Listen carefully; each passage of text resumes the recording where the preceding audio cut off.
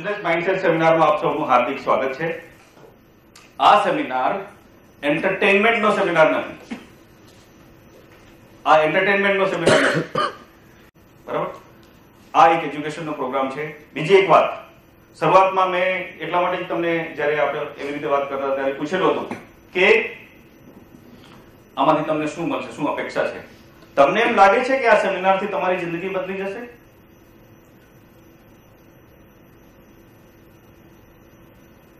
નહીં બદલે. નહીં બદલે, હું કહું છું એટલા માટે. Don't over promise. નહીં બદલે. આ પણ એક સવાલ હોય છે કે શું 3 કલાકમાં અમારા બધા બિઝનેસ પ્રોબ્લેમ સોલ્વ થઈ જશે? તો હું પૂછું, બાપા, નહીં થાય. કાંઈ નહીં થાય. કારણ કે બિઝનેસની અંદર કાંઈ પણ બદલશે જો તમે બદલશો, અને તમારે બદલવું જોઈએ એવી એક વિચારનું બીજ કદાચ તમને આ સેમિનાર આપી શકશે.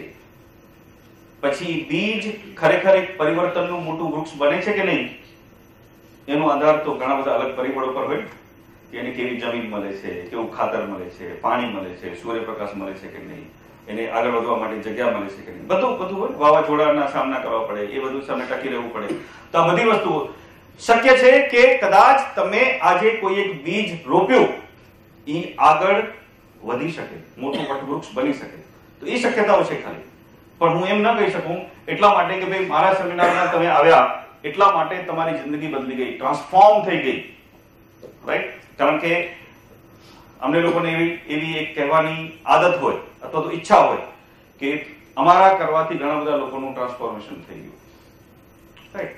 સો એટલું બધું નહીં, કારણ કે ટ્રાન્સફોર્મેશન તો માણસ પોતે કરતો હોય છે. કોઈ પણ ટ્રાન્સફોર્મેશન થાય, કાંઈ પણ પરિવર્તન થાય તો એ માણસ પોતે કરતો હોય છે. હા, કદાચ આ બધી પ્રક્રિયાઓ દરમિયાન એને એક શરૂઆત કરવાની તક મળે, ઈચ્છા થાય કે હા મારે આમ કરવું જોઈએ, રાઈટ? તો આ સેમિનાર એટલો કદાચ કરી શકશે કે તમને એક નવો વિચાર આપી શકશે. પછી એક્શન લેશો તો ડેફિનેટલી એનાથી કંઈક પરિવર્તન થશે, પણ એ પરિવર્તન તમે કર્યું હશે, બરાબર? એટલી ક્રેડિટ પણ તમારે લેવાનો હક છે અને તમારે લેવી જોઈએ, રાઈટ? અચ્છા, હવે અમુક રૂપિયા આપીને તમને આ 3 કલાકનો સેમિનારમાંથી કંઈક શીખવા મળે તો એ એક સારો સોદો છે. તમે તો બિઝનેસમેન છો બધા, બરાબર? કે આટલા રૂપિયામાં અમુક વસ્તુઓ બીજાના અનુભવમાંથી તમને શીખવા મળે છે, એમાંથી એક વસ્તુ બીજો શીખી ગયા તમે તો એ વર્થ થઈ ગયું, બરાબર?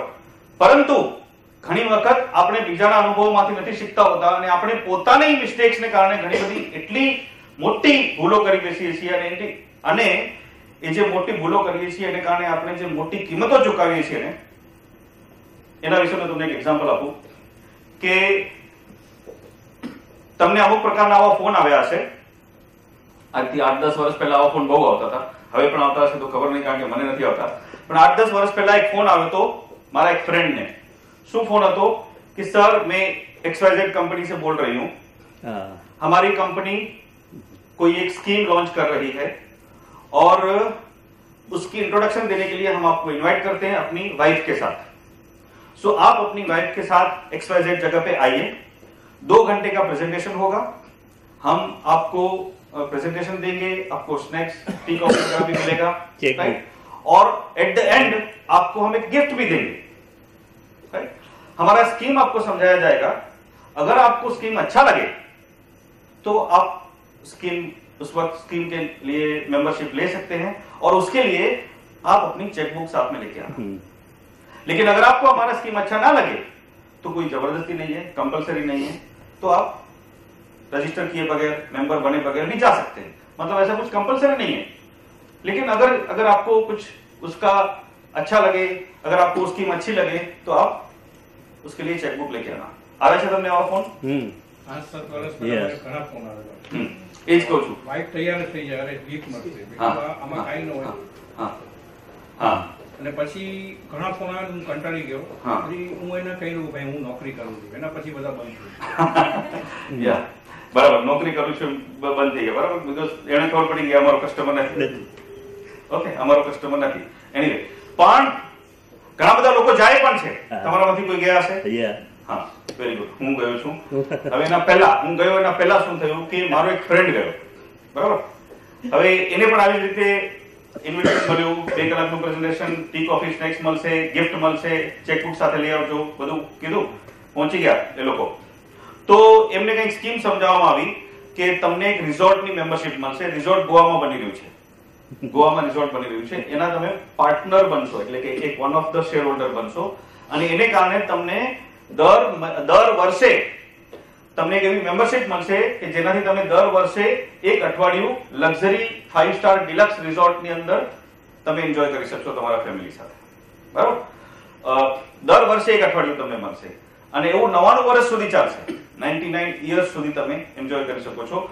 આ અમારું રિસોર્ટ એક ગોવામાં છે, પછી બીજા અલગ અલગ હિલ સ્ટેશનની અંદર ને એવી રીતે આવા રિસોર્ટ પણ બનવાના છે, જેની અંદર પણ તમે પાર્ટિસિપેટ કરી શકો છો. ઉપરાંત ઇન્ટરનેશનલી 3500 રિસોર્ટ છે આવા 5 સ્ટાર ગોલ્ડ, 5 સ્ટાર ડિલક્સ, આ પ્રકારના જે રિસોર્ટ છે જેની મેમ્બરશિપ તમે ઓટોમેટિકલી અમારા મેમ્બર બનો એટલે તમને મળી જાય છે.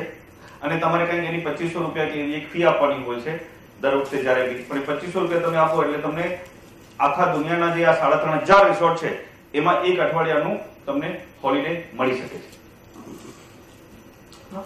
સો બહુ સસ્તું પડે. તમને ગણતરી કરાવે કે 10,000 રૂપિયા એક દિવસનું ભાડું હોય આપણે રિસોર્ટમાં, એટલે 70,000 રૂપિયાની વેલ્યુ એક અઠવાડિયાની જે તમે ગણતરી કરો, 10,000 રૂપિયા પર ડે હોય ને, એટલે 70,000 રૂપિયા પર યર.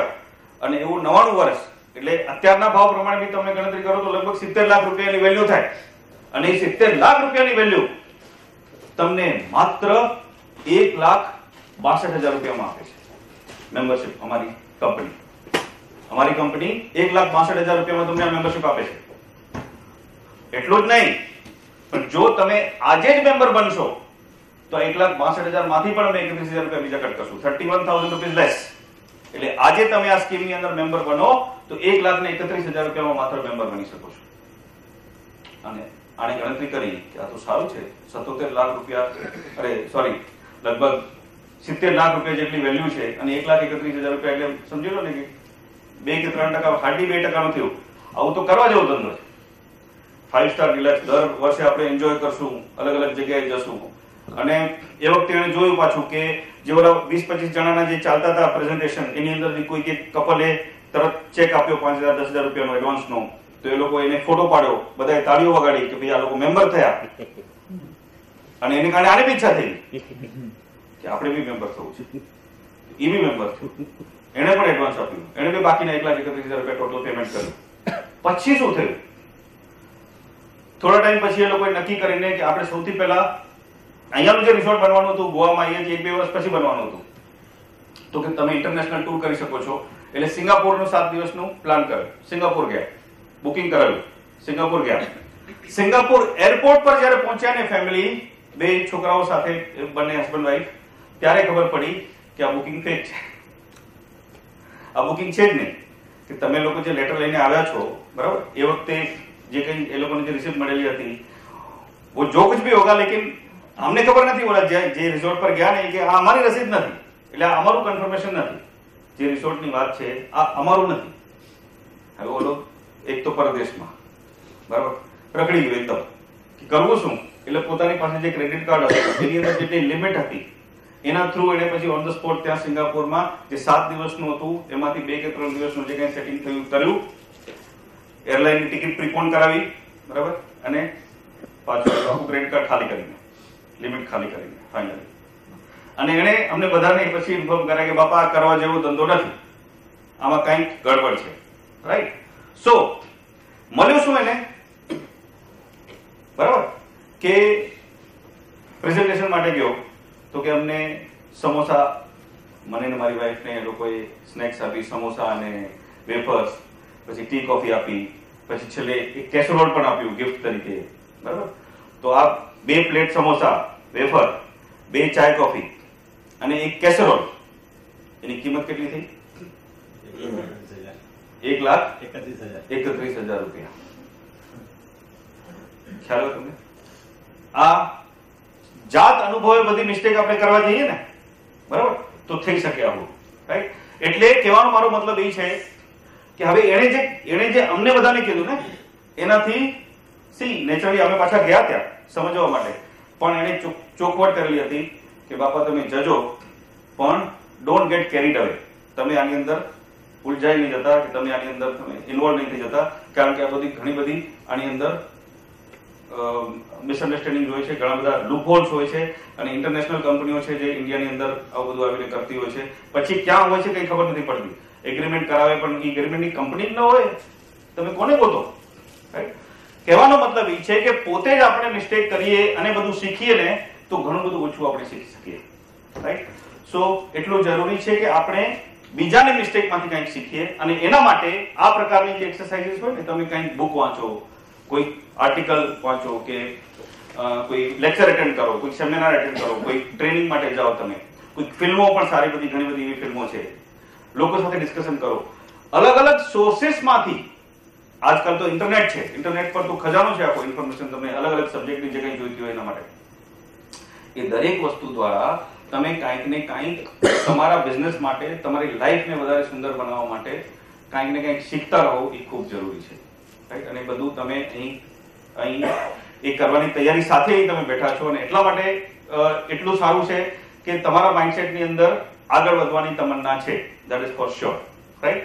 કે ભાઈ મારે પોતે જ મિસ્ટેક કરીને 1,31,000 રૂપિયાના સમોસા લેવાની જરૂર નથી. હું એ થોડાક 100 રૂપિયાની અંદર પેલા કાંઈક મને જાણવા મળે નથી. શક્ય છે કે I can save lot of money letter on. ભવિષ્યમાં મારા ઘણા બધા પૈસા બચી શકે છે.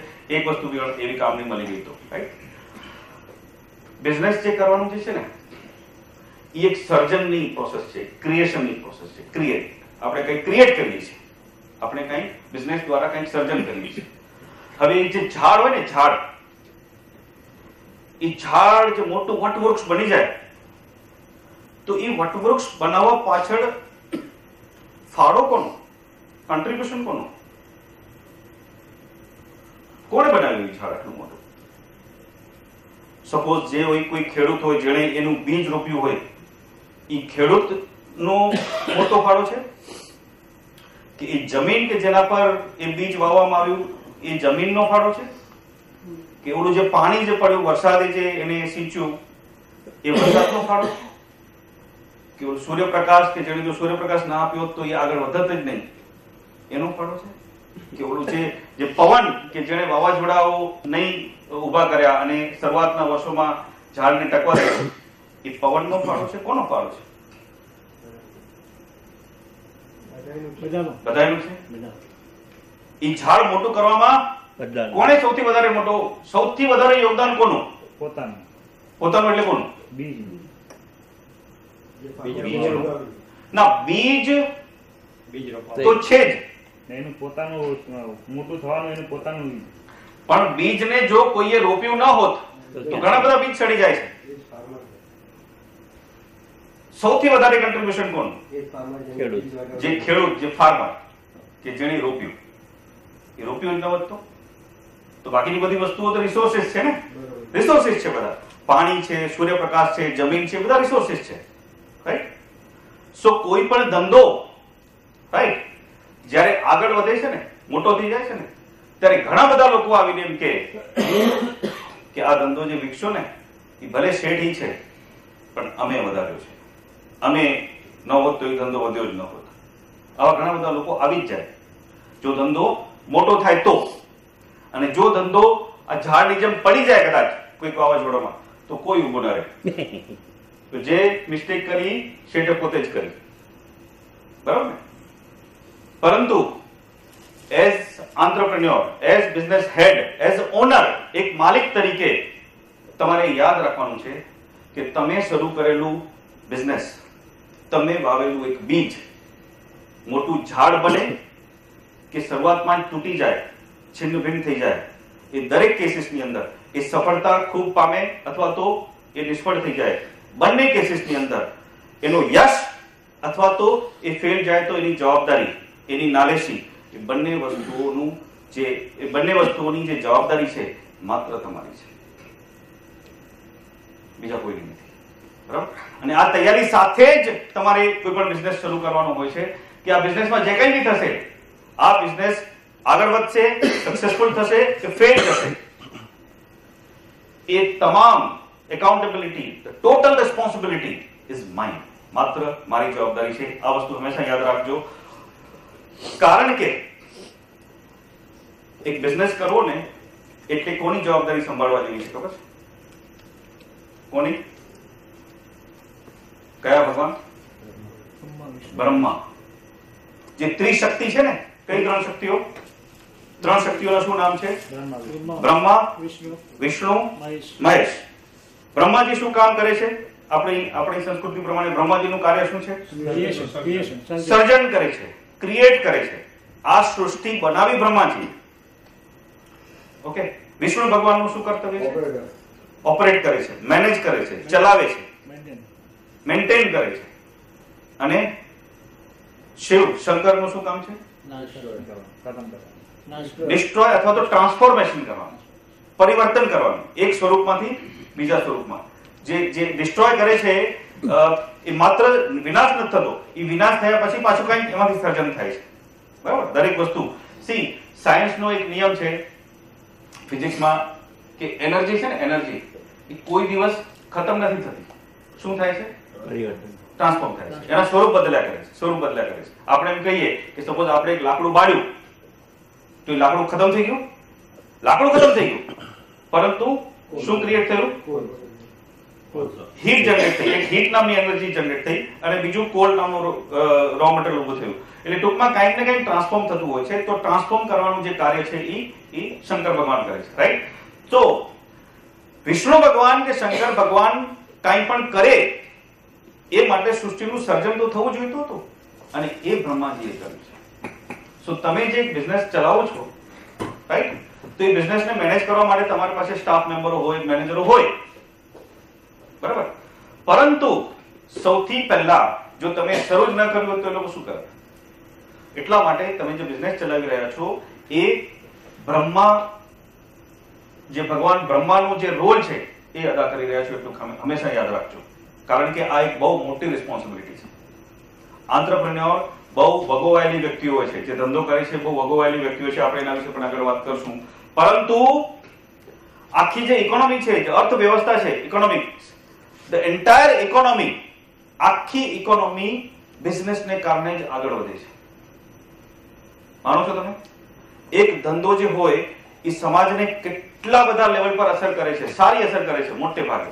કારણ કે ધંધાને કારણે જ અંદર સર્ક્યુલેશન થાય છે અને સામાજિક ગ્રોથને માટે કોઈ પણ સમાજને, કોઈ પણ કન્ટ્રીની અંદર વિકાસ ત્યારે જ શક્ય બને જો એની અંદર બિઝનેસ સક્સેસફુલી ચાલતા હોય તો. જો બિઝનેસ ચાલતા ન હોય તો ઇકોનોમી પડી ભાંગે. બરાબર છે?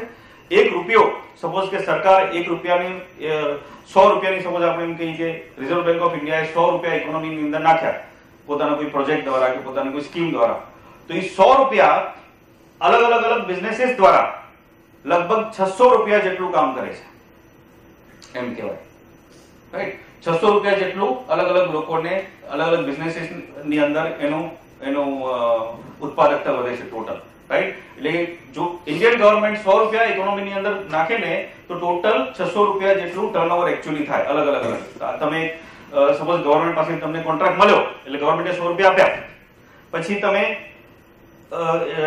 ઈ 100 રૂપિયામાંથી 10 રૂપિયા તમારી પાસે રાખ્યા, 90 રૂપિયા તમે બીજા કોઈને આપ્યા, એમાંથી કંઈક રો મટીરીયલ લીધું, કંઈક લોકોને સેલરી આપી, બરાબર? ઈ 90 રૂપિયા જે અલગ લોકો પાસે ગયા એમાંથી લોકોએ 10% પોતાની પાસે રાખ્યું અને વળી પાછું 81 રૂપિયા એ લોકોએ ક્યાંક સ્પેન્ડ કર્યા. રાઈટ? એવી રીતે તમે જોતા જાઓ કે 6 કે 7 સાયકલો જે ફરે ને ટોટલ 100 રૂપિયાનું જે ઇનપુટ અંદર જાય, 100 રૂપિયા જે ઇકોનોમીમાં ગવર્નમેન્ટ નાખે ને, 600 રૂપિયા થઈને એ ઇકોનોમીને આટલું બધું અપલિફ્ટ કરે છે. રાઈટ? સો આ ઇકોનોમી જો બિઝનેસ ના હોય તો ચાલી જ ન શકે. અમૂલ, આ મુવમેન્ટ તમને ખબર છે, બરાબર? અમૂલ જે સહકારી મંડળી છે એણે લાખો લોકોને એક રોજગારની તક આપી છે. પોતાના દૂધને એક જગ્યાએ એકઠા કરીને પછી એને પ્રોસેસ કરવાની અને જે એને અલગ રીતે ડિસ્ટ્રીબ્યુટ કરવાની જે આખી સિસ્ટમ ડેવલપ કરી એ લોકોએ. રાઈટ? આ પણ એક બિઝનેસ છે ને એક પ્રકારનો, ભલે સહકારી બિઝનેસ છે, કોઓપરેટિવ બિઝનેસ છે, પરંતુ અમૂલ જેવી એક સંસ્થાએ કેટલા લાખો ફેમિલીઓને અપલિફ્ટ કરી દીધા.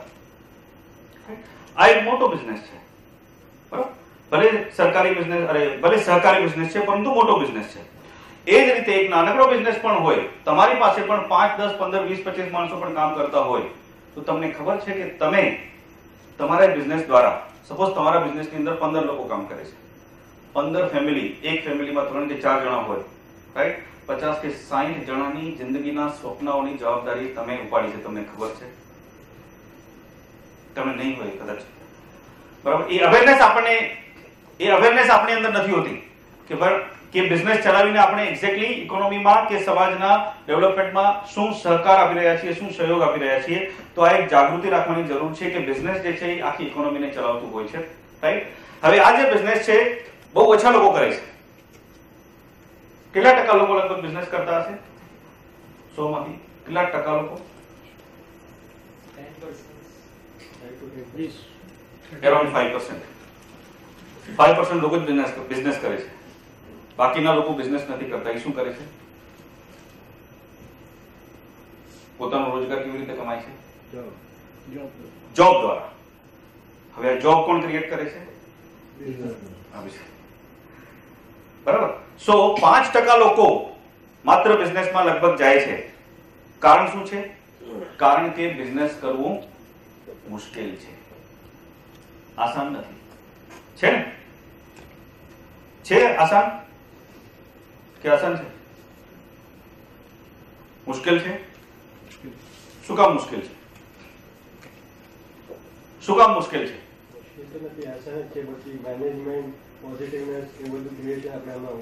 રાઈટ. ઓકે, જે થોડી ઘણી મુશ્કેલીઓ છે એ શેને કારણે છે? તમારી કંપની શરૂ કરવી હોય ને ભારતમાં, કેટલી પરમિશનોની જરૂર પડે? 38 પરમિશનો તમારે લેવી પડે. 38 પરમિશન્સ તમને લેવી પડે. એમાં પણ જો ફેક્ટરી કે એવું બધું હોય તો ઓર બી એડિશનલ પરમિશનો તમારે લેવી પડે. હવે ઘણી વખત સિચ્યુએશન એવી કફોડી થઈ જાય કે જે 38 પરમિશનો તમે લેવાની કોશિશ કરતા હો ને, કે શરૂઆતની 2-3 પરમિશનો તમે લીધી અને 38મી પરમિશન મળે ને ત્યાં સુધી પહેલી 2 પરમિશનો ને એની અવધિ પૂરી થઈ ગઈ, લિમિટ પૂરી ગો એક્સપાયર હો ગયા. 6-8 મહિના કે સપોઝ 1 વર્ષ, આ જે લાયસન્સ છે કે આ પરમિશન તમને 1 વર્ષ માટે છે કે 2 વર્ષની અંદર તમારે કામ શરૂ કરવાનું છે, તમને ઓલી છેલ્લી પરમિશન મળી જ ન હોય, એ મળે ત્યાં સુધી પહેલી પરમિશન આઉટડેટેડ થઈ જાય. આવું બધું હોય. એટલે ભારત જેવા દેશોની અંદર આ જે બ્યુરોક્રેસી છે, જે અમલદારશાહી છે, જે બાબુશાહી છે, એને કારણે બિઝનેસ કરવો મુશ્કેલ છે. માનો છો તમે? કારણ કે એ લોકો ઘણી બધી એવી વસ્તુઓ કરે છે કે જેને કારણે બિઝનેસમેનને અવરોધો નડે છે, તકલીફો થાય છે, બરાબર? સમસ્યાઓ આવે છે, બધી પરમિશન્સ અને અલગ અલગ જગ્યાએ તમારે લાંચ રૂશ્વતો આપવી પડે છે. લાંચ વગર કે બ્રાઇબિંગ વગર થતું નથી કાંઈ બી. અંડર ધ ટેબલ ટ્રાન્ઝેક્શન વગર કંઈ થતું નથી. કરપ્શન ખૂબ છે એને કારણે. બીજું જે કારણ છે જે બિઝનેસ કરવામાં બહુ મુશ્કેલીઓ ઊભી કરે છે એ પોલિટિક્સ. ભારત દેશની ઘણી બધી જે પોલિસીઓ છે એ બિઝનેસ વિરોધી છે. કારણ શું? કારણ કે વોટ બેંક પોલિસીઓ છે. વોટ મેળવવા માટે હવે ઇલેક્શન આવવાની છે ભારતની અંદર, તો જે સરકાર છે એ એવા બધા નિર્ણયો લેશે, એવી બધી પોલિસીઓ બહાર પાડશે જેનાથી શું થાય? વધારે વોટ મળે. હવે વધારે વોટ ક્યાંથી મળે? વધારે લોકો પાસેથી. વધારે લોકો એટલે જે બિઝનેસમેન નથી, બરાબર? તો એ લોકો પાસેથી વોટ મેળવવા માટે ઘણી બધી એવી બિઝનેસની પોલિસીઓ ક્રિએટ કરાતી હોય છે, ઊભી કરાતી હોય છે કે જેને કારણે ફાઇનલી નુકસાન બિઝનેસને થતું હોય છે. ભલે પોલિટિકલ પાર્ટીઓને ફાયદો થતો હશે કદાચ, પરંતુ એઝ અ બિઝનેસ ઘણી વખત ઘણા બધા લોસ થાય છે અને એનો છેલ્લે એની જે કિંમત ચૂકવવી પડે છે બિઝનેસે ચૂકવવી પડે છે. અને પોલિટિક્સને કારણે, એટલે કે બિઝનેસ વિરોધી અથવા તો વોટ બેંક માટેની જે પોલિસીઓ છે જેને કારણે પણ બિઝનેસને હંમેશા મુશ્કેલીઓનો સામનો કરવો પડતો હોય છે. ભારતની અંદર જે કંઈ પણ વિકાસ થયો છે ને, સપોઝ આપણે એમ કહીએ કે 1991 થી માંડીને આ 22-23 વર્ષની અંદર જે વિકાસ થયો, રાઈટ? ઘણી બધી ગવર્મેન્ટની પોલિસીઓ ઓપનનેસ થઈ એને કારણે થયો, બરાબર? પરંતુ હજી પણ એવી ઘણી બધી પોલિસીઓ છે જે ભારતને રોકી રહી છે, ભારતના બિઝનેસને રોકી રહી છે. અને એ બિઝનેસને રોકી, એ બધી પોલિસીઓ જે એમાંથી ઘણી બધી એવી પોલિસીઓ છે કે જે બિઝનેસને રોકી રહી છે અથવા તો અવરોધો ઉભા કરી રહી છે બિઝનેસની અંદર. એનું કારણ એ છે કે સરકારને માટે બિઝનેસ એટલે શું? એક દૂધણી ગાય. સૌથી વધારે ટેક્સ શેના પર લગાડ્યા છે? અલગ અલગ પ્રકારના, બરાબર? Income tax, excise, service tax, જેટલા બી તમે વેટ કો, સીએસટી કો, અલગ અલગ જેટલા બી અલગ અલગ પ્રકારના જે ટેક્સીસ છે એ કોને લગાડવામાં આવે છે? કન્ટિન્યુઅસલી બિઝનેસીસની ઉપર, રાઈટ? અચ્છા, ટેક્સની ઉપરાંત બીજા ઘણા બધા એવા કાયદાઓ કાનૂનો, તમને ફાઇન લાગશે, અલગ અલગ પ્રકારના દંડ લાગશે, અલગ અલગ પ્રકારની પેનલ્ટી લાગશે. આ બધી વસ્તુઓ છેવટે બિઝનેસમેનને માટે પોતાની જિંદગી બહુ મુશ્કેલ બનાવી દે છે. અને એ બધું હોવા છતાં 22 વર્ષની અંદર ભારતે જે વિકાસ કર્યો છે ને, એમ કહી શકાય કે સરકાર હોવાને કારણે નહીં, સરકાર હોવા છતાં થયું છે. શું ફરક છે એમાં? સરકાર હોવા છતાં થયું છે. જો સરકાર જો ફ્રેન્ડલી હોત, હજી વધારે ફ્રેન્ડલી હોત, તો શું થાત? ખૂબ વધારે પ્રોગ્રેસ થાત ને. અચ્છા, આપણે જેની સાથે આપણી જાતને કમ્પેર કરીએ છીએ એઝ એ કન્ટ્રી, ચાઇના. ચાઇનામાં જે આટલો ગ્રોથ થયો છે એનું કારણ શું છે? ગવર્મેન્ટે નક્કી કર્યું છે કે મારે બિઝનેસનો વિકાસ કરવો છે. ભલે લોકશાહી નથી, પરંતુ એ લોકો બિઝનેસ ફ્રેન્ડલી છે. બિઝનેસને એટલી હદે હેલ્પ કરી છે તમામ પોલિસીઝની અંદર, બરાબર. અને આપણી લોકશાહી કદાચ ઘણા બધા કારણો, આપણા દેશની અંદર બિઝનેસ આગળ ન વધવાનું કદાચ એક મહત્વનું કારણ છે લોકશાહી. કારણ કે લોકશાહીને કારણે અમુક નિર્ણયો લઈ નથી શકાતા. તમારે 1000 પાર્ટીઓને પૂછવું પડે ત્યારે તમે કોઈ પણ બિલ પાસ કરી શકો છો, કોઈ બી એક કાયદો લાવી શકો છો, રાઈટ? સો કહેવાનો મતલબ એ છે કે ભારતનો જે વિકાસ થયો છે એ સરકાર હોવાને કારણે ઓછો થયો છે, સરકાર હોવા છતાં વધારે થયો છે. જો સરકાર કંઈક વધારે ફ્રેન્ડલી કે વધારે સુવિધાજનક પોલિસીઓ લઈ આવત તો કદાચ વિકાસ ખૂબ જ આગળ વધત. હવે છેલ્લા 2-3 વર્ષની અંદર જે ભારતની ઇકોનોમીની અંદર પણ જે સ્લોડાઉન આવ્યું છે ને, જે વિકાસ દર ઘટી ગયો છે ને, જે આપણે 8 કે 9% જીડીપી વધતી હતી એ 4 કે 5% પર કેમ આવી? કારણ કે ભારતના જે કાયદા કાનૂનો છે અને એ પોલિસીઝને કારણે જે આડઅસર થાય ને, આપણા લેબર લોસ, આપણા અલગ અલગ પ્રકારના બીજા કાયદાઓ જે છે, જેને કારણે પોલિસીઓ છે, જેને કારણે ઘણા બધા લોકો બહારથી અહીંયા ઇન્વેસ્ટ નથી કરી શકતા, અથવા તો સારા લેબર લોઝ ન હોવાને કારણે મેનપાવરના બી અલગ અલગ ટાઈપના પ્રોબ્લેમ છે. એટલે લોકો ફેક્ટરીઓ નથી નાખી શકતા, અથવા તો ઘણી બધી પરમિશન્સ, પોલ્યુશનની, આની તેની પરમિશનોના ઘણા બધા તકલીફો છે. આ બધા કારણોને કારણે છેલ્લે બોટમ લાઈન એટલી જ છે કે ભારતની અંદર બિઝનેસ કરવું મુશ્કેલ છે, અને એને કારણે કદાચ બહુ ઓછા લોકો બિઝનેસ કરે છે. બીજું એક એવું કારણ છે કે લોકો બિઝનેસ ઓછો કરે છે કે ઘણો એવો વર્ગ છે જે એવું માને છે કે બિઝનેસ કરવો ધંધો છે. બિઝનેસમેન કંઈક ઉल्टू सीधू करता હોય છે. माने છે ને અમુક લોકો એવા કે જો બિઝનેસ वाले होते हैं वो कुछ उल्टा सीधा करते, मतलब એ લોકો નીતિમત્તાને નથી માનતા હોતા, એ લોકો ઘણું બધું ઊંધા ધંધા કરતા હોય છે, એવી અમુક લોકોમાં માન્યતા છે. માનો છો તમે આ વસ્તુને?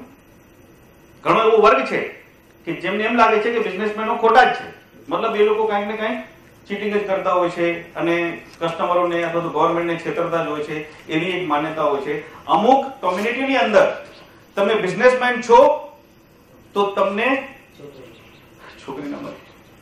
આ બહુ મહત્વનો સવાલ છે.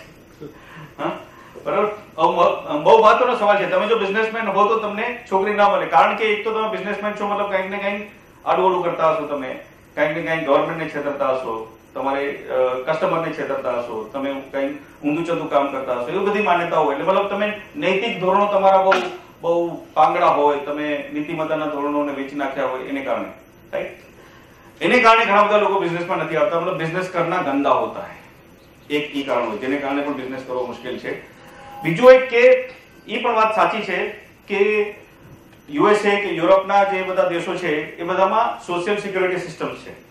એટલે કદાચ આપણી પાસે રોજગાર ન હોય, બિઝનેસ કે નોકરી ન હોય, તો પણ આપણું જીવન ચલાવવા માટેની જે મદદ આપણને જોઈએ ને, જે કંઈ ખાવા પીવા માટે, રહેવા માટે કે કપડા માટે જે આપણે બેઝિક વસ્તુઓ જોઈએ ને, એ આપવાની જવાબદારી સરકારની છે. ત્યાં એ દેશોમાં, યુએસએમાં કે યુરોપમાં કે દેશોમાં જ્યાં સોશિયલ સિક્યુરિટી સિસ્ટમ જેને કહેવાય છે, એટલે માણસને ટેન્શન નથી હોતું કે મને જો નોકરી નહીં મળે કે મારો જો બિઝનેસ નહીં ચાલે તો હું ભૂખ્યો રહી જઈશ કે મને રહેવા ઘર નહીં મળે, એવું કોઈ ટેન્શન નથી. કારણ કે સોશિયલ સિક્યુરિટી સિસ્ટમ દ્વારા એ લોકોને બેઝિક સુવિધાઓની ગેરંટી છે, સરકાર દ્વારા ગેરંટી છે.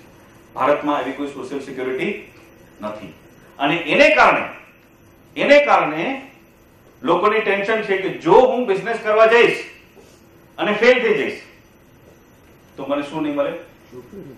છોકરી નહીં મળે. અને છોકરી વાળો પણ એ જ રીતે વિચાર કરે ને, બરાબર? છોકરીનો જે ફાધર હોય એ પણ એ રીતે છોકરીનો જે ફાધર હોય એ પણ એ જ રીતે વિચાર કરે કે જો આ તો બિઝનેસ શરૂ કર્યો છે એને, હવે બિઝનેસમાં ડૂબી જશે તો તો એની સાથે મારી છોકરી પણ પરેશાન થશે, રાઈટ? એટલે પ્રેફરન્સ કોને મળે છે? નોકરી, જેની પાસે નોકરી છે, હા, જોબ છે, રાઈટ? સો નોકરી હોવી એ વધારે સિક્યોર્ડ છે. માનો છો ને, ઘણા બધા લોકોની એવી માન્યતા છે કે સરકારી નોકરી હોય તો બેસ્ટ, સરકારી નોકરી હોય તો બેસ્ટ, બેંકની નોકરી હોય તો બેસ્ટ, આવી પ્રકારની નોકરી હોય તો શું કામ બેસ્ટ? 8 કલાકની ડ્યુટી હોય, ફ્રી હોય, બીજું ફિક્સ છે, સિક્યોર્ડ છે, લાઈફ ટાઈમ, જેને કહેવાય ને કે અભી તમારા લાઈફ બન ગયા, તમારી જિંદગી બની ગઈ, જેને કહેવાય ને. એટલે નોકરી ને છોકરીનું બહુ કોમ્બિનેશન છે, કારણ કે મોટા ભાગના સંજોગોમાં જો તમારી પાસે ફિક્સ નોકરી ન હોય તો હિન્દી ફિલ્મનો ફેવરિટ ડાયલોગ, ये शादी नहीं हो सकती, આવે છે ને, ये शादी नहीं हो सकती, રાઈટ? અને આ શાદી નહીં હો શકતી એના ટેન્શનને કારણે ઘણા બધા લોકો બિઝનેસમાં નથી જતા. એ ક્યાં જતા રહે છે પછી? એ નોકરી કરવામાં, કારણ કે રિસ્ક છે ને એની અંદર. ઓકે, બીજું, બિઝનેસમેન હોવું બહુ રિસ્પેક્ટેબલ નથી. કયા પ્રોફેશનને સૌથી વધારે રિસ્પેક્ટ મળે છે? બરાબર ને? કે તમે બિઝનેસમેન છો એનાથી તમને રિસ્પેક્ટ મળવાની ગેરંટી નથી, પણ તમે એમ કહો હું ડોક્ટર છું, બરાબર, કે ટીચર છું, રાઈટ, કે ચાર્ટર્ડ એકાઉન્ટન્ટ છો, એડવોકેટ છો, લોયર છો, ઓકે, તો ડેફિનેટલી રિસ્પેક્ટ વધારે મળે છે ને? આ કલ્ચરમાં છે આપણા, રાઈટ? એટલે બિઝનેસમેન નો નંબર બહુ પછી આવે છે. બિઝનેસ કરતા હે તો મતલબ ઠીક હે, ડોક્ટર હે તો બસ, એવી રીતે. આને કારણે પણ બિઝનેસ મતલબ જે બિઝનેસમેનની રેપ્યુટેશન બહુ લો છે, એને કારણે પણ લોકો બિઝનેસ ઓછા કરે છે. આપણી જે એજ્યુકેશન સિસ્ટમ છે ને, આપણી જે શૈક્ષણિક આખી અરેન્જમેન્ટ છે, એની અંદર પણ ફોકસ શું છે? નોકરી માટે લોકોને તૈયાર કરે છે. એ સારામાં સારી જે મેનેજમેન્ટ કોલેજો છે ને, સપોઝ IIM અમદાવાદ, જે ભારતની ટોપ મેનેજમેન્ટ સ્કૂલ ગણાય, એની અંદર કેમ્પસ ઇન્ટરવ્યુ થાય દર વર્ષે. જે બેચ પૂરી થતી હોય એટલે અલગ અલગ કંપનીઓ ત્યાં આવીને એને રિક્રુટમેન્ટ આપે, જોબ આપે. તો એ જે સૌથી પહેલી જોબ મળી, એ હાઈએસ્ટ સેલેરી કંપનીએ કેટલી ઓફર કરી, એ ઇકોનોમિક ટાઈમ્સના ટોપ પેજ પર આવે કે આ વખતે કંપનીઓએ 1 કરોડ રૂપિયાનું પેકેજ આપ્યું ફ્રેશ MBA ગ્રેજ્યુએટને, IIM ના ગ્રેજ્યુએટને 1 કરોડ આપ્યું કે 1.5 કરોડ આપ્યું, એવું બધું. એ આવે એટલે લોકોના મગજની અંદર એક થિંકિંગ ચાલુ થાય કે જોબ કરવી કેટલી સેફ છે, બરાબર, કે તમે જો જોબ કરો એટલે ઓટોમેટિકલી તમને અમુક રૂપિયા તો મળવાની શરૂઆત થઈ જાય. અને આપણી આ એજ્યુકેશન સિસ્ટમની આ એક ડ્રોબેક છે કે એ બિઝનેસમેન તૈયાર નથી કરી રહી. એ વધારે લોકો જે જોબ કરે ને એ ટાઈપના એજ્યુકેશનમાં આખા ટોટલ જે છે એ લોકોનું ફોકસ આ જ હોય છે કે જોબ કેવી રીતે આપણને મળી જાય. અને આ શૈક્ષણિક જે વ્યવસ્થા છે, આપણી જે અરેન્જમેન્ટ છે, એજ્યુકેશન સિસ્ટમ જે છે આખી, એને કારણે પણ લોકો બિઝનેસ ઓછા કરે છે. અને સૌથી વધારે જે એટ્રેક્શન જે છે એ સરકારી નોકરી માટેનું છે આપણા કલ્ચરની અંદર. બીજું જે બિઝનેસમાં લિમિટ કરે છે અથવા તો બિઝનેસને રિસ્કી બનાવે છે, એ આપણી પોતાની માનસિકતા. કારણ કે બિઝનેસ કરશું તો સક્સેસફુલ થઈશું કે નહીં એ આપણને ખબર નથી હોતી, અને એનું સબકોન્શિયસ કારણ આપણી માનસિકતા હોય છે, જેની વિશે આપણને ખબર નથી હોતી. કારણ કે તમે ઇમરાન હાશમીની એક ફિલ્મની અંદર એક ડાયલોગ છે, ખબર છે? કોઈ ભી ધંધા આદમી કી हिम्मत से बड़ा नहीं होता. Once upon a time in Mumbai. એને તમે થોડુંક ચેન્જ કરો તો બિઝનેસમાં એવું છે કે કોઈ ભી ધંધા આદમી કી સોચ સે બડા નહીં હો सकता. એટલે માણસ જે વિચારે છે ને પોતાના બિઝનેસ માટે, માત્ર એટલો જ એ ધંધાને વિકસાવી શકે છે કે હું મારા ધંધાને કેટલો આગળ વધારી શકું. એની લિમિટેશન ક્યાં છે? ધંધામાં નથી. આપણો ધંધો કેટલો વિકસી શકે છે એની લિમિટેશન છે ક્યાં? થિંકિંગ. અને થિંકિંગ આપણા માઇન્ડમાં છે, રાઈટ? સો એ માઇન્ડસેટ જે છે, જેને કારણે ઘણી વખત બિઝનેસ કરવો મુશ્કેલ થઈ જાય છે, કારણ કે આપણે એ સ્કેલ પર વિચારી નથી શકતા. બરાબર? ફિલ્મ શોલે જોઈ છે? શોલે, બરાબર? બિઝનેસ બહુ ઓછા લોકો કરે છે, પણ જે લોકો કરે છે એ લોકોને પૈસા પણ સારા મળે છે. જે જોબ કરે છે એની કમ્પેરિઝનમાં જનરલી પૈસા સારા મળે છે, રાઈટ? આ કેવું છે? ફિલ્મ શોલે જોઈ છે ને તમે? શોલેમાં ખબર છે એક સીન આવે છે કે જેમાં સૌથી પહેલી વખત જય અને વીરુ ઠાકોર સાહેબને ઘરે મળવા આવે છે. સૌથી પહેલી મીટિંગ આઉટસોર્સિંગ કરવામાં આવે છે. શેનું આઉટસોર્સિંગ કરે છે? ઠાકોર સાહેબ આઉટસોર્સિંગ કરે છે, એમને કોન્ટ્રાક્ટ આપે છે. શું કોન્ટ્રાક્ટ આપે છે? ગબ્બરને પકડવાનો, જેની અત્યારની મુંબઈની ભાષામાં સુપારી. બરાબર. તો 50,000 રૂપિયાનો કોન્ટ્રાક્ટ આપે છે કે 50,000 રૂપિયામાં તમારે ગબ્બરને પકડીને મને આપવાનો. તો વીરુ એમ કહે છે કે તમને શું એમ લાગે છે કે ગબ્બરસિંહ કોઈ બકરીનું બચ્ચું છે કે અમે દોડીને પકડી લેશું? ત્યારે ઠાકોર સાહેબ એક વસ્તુ કહે છે. શું કહે છે ખબર છે? શું કહે છે? आसान काम का इतना पैसे नहीं दिए जाते. आसान कामों के इतने पैसे नहीं होते. બિઝનેસ કરવો મુશ્કેલ છે, અને મુશ્કેલી છે એને કારણે જ બિઝનેસમેનને વધારે પૈસા મેળવવાની, વધારે કમાણી થવાની શક્યતાઓ પણ છે. પણ હવે આ થઈ શકે કે નહીં એના માટે ઘણા અલગ કારણો હોય છે.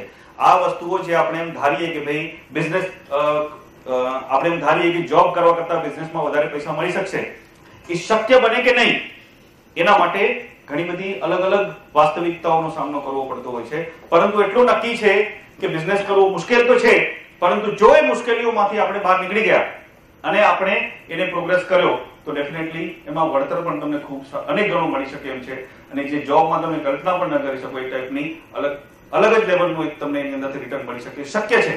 રાઈટ? ક્યોંકि આસાન કામો કે इतने पैसे नहीं होते. राइट? બિઝનેસ કરવો મુશ્કેલ છે, છતાં તમે કેમ બિઝનેસ કરો છો?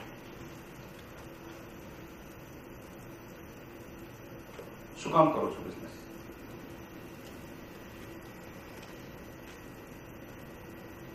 બોલો.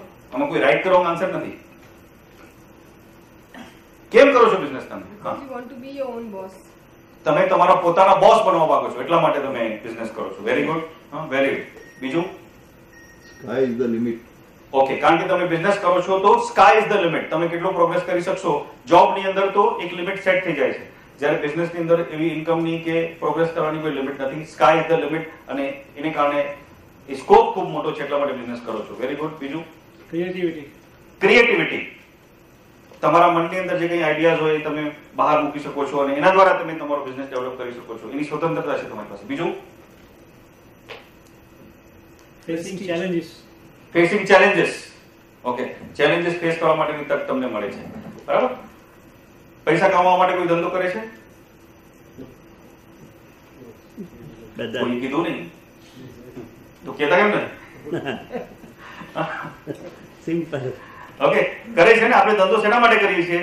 પૈસા કમાવા માટે. રાઈટ? ઓકે. અથવા તો બોસથી છુટકારો મેળવવા માટે છે ને? બોસથી છુટકારો મેળવવા માટે ધંધો કરીએ છીએ. બરાબર? સો ઘણી વખત લોકો કે આપણને કોઈ કઈ કહી ના જવું જોઈએ, અને એના માટે થઈને એ લોકો એ જોબ છોડીને બિઝનેસમાં આવતા હોય છે. રાઈટ? સો આ એક બીજું રીઝન છે જેને કારણે લોકો બિઝનેસ કરતા હોય છે. જે રીતે આમણે કહ્યું કે ફ્રીડમ માટે, પોતાના બોસ બનવા માટે લોકો બિઝનેસ કરતા હોય છે. રાઈટ? કોઈકને કંઈક સાબિત કરવા માટે લોકો બિઝનેસ કરતા હોય છે. ઘણી વખત યસ. અને એના વિશે આપણે વાત કરશું કે આપણે કંઈક સાબિત કરવું છે, એના માટે આપણે આપણામાંના ઘણા બધા લોકો બિઝનેસ કરતા હોય છે. ઘણી વખત આપણી પાસે કોઈ ચોઈસ નથી હોતી, ફેમિલી બિઝનેસ, અને એને કારણે આપણે બિઝનેસમાં આવી ગયા બાય ચાન્સ, જેને કહેવાય. તો એ પણ શક્ય છે કે જેને કારણે આપણે બિઝનેસમાં આવ્યા હોઈએ. ઘણી વખત આપણને કોઈ પેશન હોય, કંઈક કરવું હોય, મને આ વસ્તુમાં ઇન્ટરેસ્ટ છે, કે આ ક્રિએટિવિટી છે મારી પાસે આ ટેલેન્ટ છે, એને ડેવલપ કરવા માટે મારે આ કામ કરવું છે, એના માટે આપણે કોઈ બિઝનેસમાં આવતા હોઈએ છીએ. રાઈટ? અથવા તો આ દુનિયાને વધારે સારી બનાવવા માટે મારે કંઈક યોગદાન આપવું છે, એના માટે આપણે બિઝનેસ કરતા હોઈએ. શક્ય છે. અલગ કારણોસર માણસો બિઝનેસ કરતા હોય છે. કોઈ પૈસા કમાવા માટે, બોસથી છુટકારો મેળવવા માટે, કે પોતાના બોસ બનવા માટે, કે કંઈક પોતાનું પેશન ફોલો કરવા માટે, કે કંઈક સાબિત કરી દેવા માટે, કે આ દુનિયાને વધારે સારી જગ્યા બનાવવા માટે. અલગ કારણોસર બિઝનેસીસ શરૂ થતા તો હોય છે. બિઝનેસીસ શરૂ થાય છે, પરંતુ આ યુએસએ નું સ્ટેટિસ્ટિક્સ છે 40% બિઝનેસીસ જે શરૂ થાય છે ને કેટલા ટાઈમમાં બંધ થઈ જાય છે? 1 વર્ષની અંદર બંધ થઈ જાય છે. પહેલા જ વર્ષની અંદર 40% બિઝનેસ બંધ થઈ જાય છે. બીજા ઓર 4 years એટલે ટોટલ 5 વર્ષની અંદર બાકીના 40% બંધ થઈ જાય છે. એટલે કે ફર્સ્ટ 5 year ની અંદર એટલે કે પહેલા 5 વર્ષોની અંદર 80% બિઝનેસ બંધ થઈ જાય છે. ઓકે, બાકી રહ્યા 20%.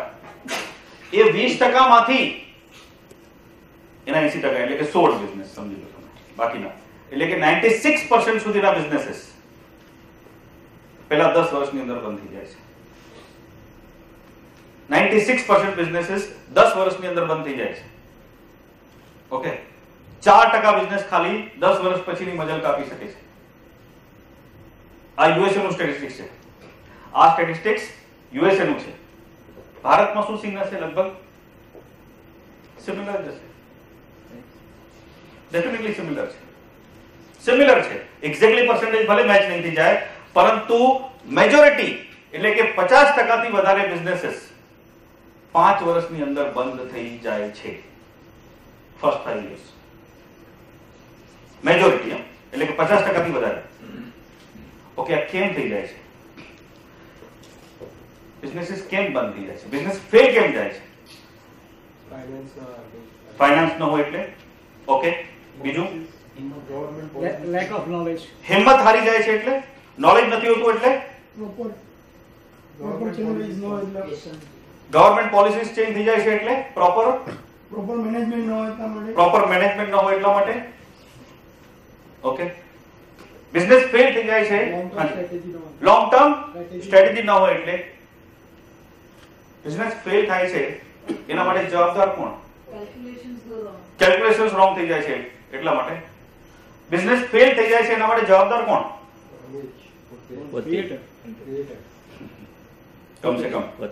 બરાબર. સક્સેસફુલ થયું તો પણ આપણે જવાબદાર છીએ. આપણો બિઝનેસ ફેલ થયું તો પણ જવાબદારી તો આપણી છે. તો કયા લોકો સક્સેસફુલ થાય છે? જે મજબૂત લોકો હોય છે એ સક્સેસફુલ થાય છે. બરાબર. જેનામાં ખૂબ તાકાત છે એવા લોકો સક્સેસફુલ થાય છે.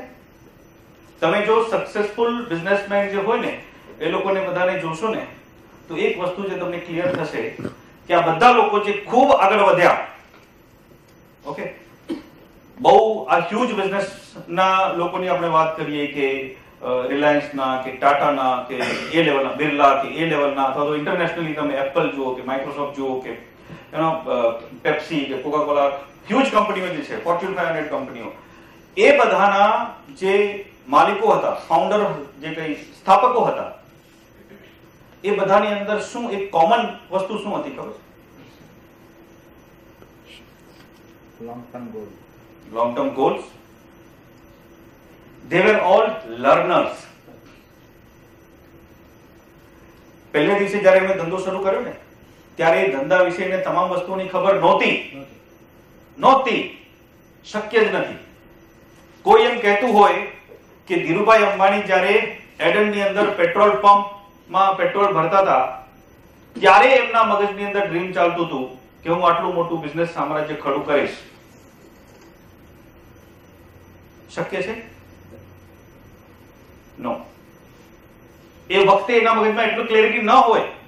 ધીરે ધીરે એક એક સ્ટેપ એટલી જ ખબર હોય કે હું અત્યારે જોઉં છું તો મને આટલી વસ્તુઓ આગળ દેખી શકાય છે. અત્યારે આ સ્ટેજથી મને આટલી વસ્તુઓ આગળ જોઈ શકાય. અત્યારે હું જ્યાં ઊભો છું ત્યાંથી મને આટલી વસ્તુઓ આગળ સુધીની દેખાય છે. ત્યાં જઈશ ત્યારે મને ખબર પડશે કે હવે આગળ વધારે કેટલી વસ્તુ હું જોઈ શકું છું. એટલે કે જે સ્ટેજ પર માણસ હોય એનાથી એક નેક્સ્ટ લેવલ હોય છે. કમસે કમ એ નેક્સ્ટ લેવલ પર કેવી રીતે પહોંચવાનું એના માટે જે કંઈ શીખવું પડે, શીખવાની તૈયારી જો હોય ને તો માણસ એ નેક્સ્ટ લેવલ પર પહોંચી જાય. જ્યારે લેવલ 2 પર જાય ત્યારે એને ખબર પડે કે લેવલ 3 પણ છે, લેવલ 4 પણ છે.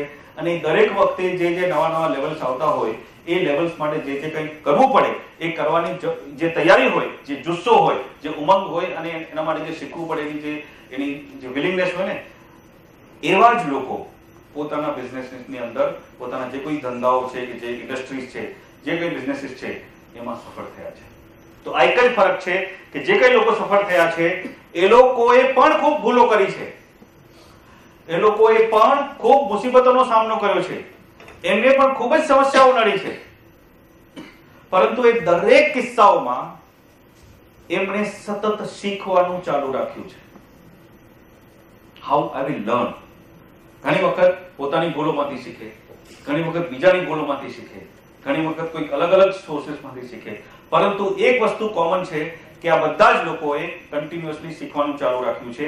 અને સૌથી મોટો જે આધાર જે છે માણસને જે ગ્રોથ હતા, કાં તો એ માણસને જે વિકાસ કરવા માટે તૈયાર કરી દે છે અથવા તો એને વિકાસના માર્ગ પર આગળ વધવા માટે એને હિંમત અને એની શક્તિ આપે છે, એ છે એનું માઇન્ડસેટ. એ જો માઇન્ડસેટ રોંગ હોય તો માણસને સંકુચિત અવસ્થામાં જ રાખે છે. માઇન્ડસેટ એટલે શું? માઇન્ડસેટ એટલે શું કહી શકાય? અલગ અલગ પરિસ્થિતિઓ જે છે એ પરિસ્થિતિઓની અંદર આપણે કેવી રીતે રિસ્પોન્ડ કરશું, કેવો પ્રતિભાવ આપશું, એ બધું ઓલરેડી ફિક્સ થયેલું છે. દરેક વ્યક્તિનું માઇન્ડસેટની અંદર અત્યારે જે કંઈ પણ છે એ ફિક્સ થયેલું છે. અલગ અલગ પરિસ્થિતિમાં એ કેવી રીતે રિસ્પોન્ડ કરશે, કેવો પ્રતિભાવ આપશે, એની એક મનોવૃત્તિ, એની એક એટીટ્યુડ જેને કહેવાય ને અભિગમ, કે એવું એક વલણ, એક નિયત થયેલું છે. આ જે નિયત મનોવૃત્તિ છે કે આવી આવી પરિસ્થિતિ આવશે એટલે માણસ આવી જ રીતે રિએક્ટ કરશે, આ જે નિયત મનોવૃત્તિ કે વલણ કે એટીટ્યુડ જે છે ને, ધેટ ઇઝ અવર માઇન્ડસેટ. આપણામાંથી ઘણા લોકો કોઈ પણ એક સમસ્યા આવશે ને એટલે તરત જ એ પ્રોજેક્ટ કે એ એક્ટિવિટી છોડી દેશે, ક્યાં કરવા જેવું નથી.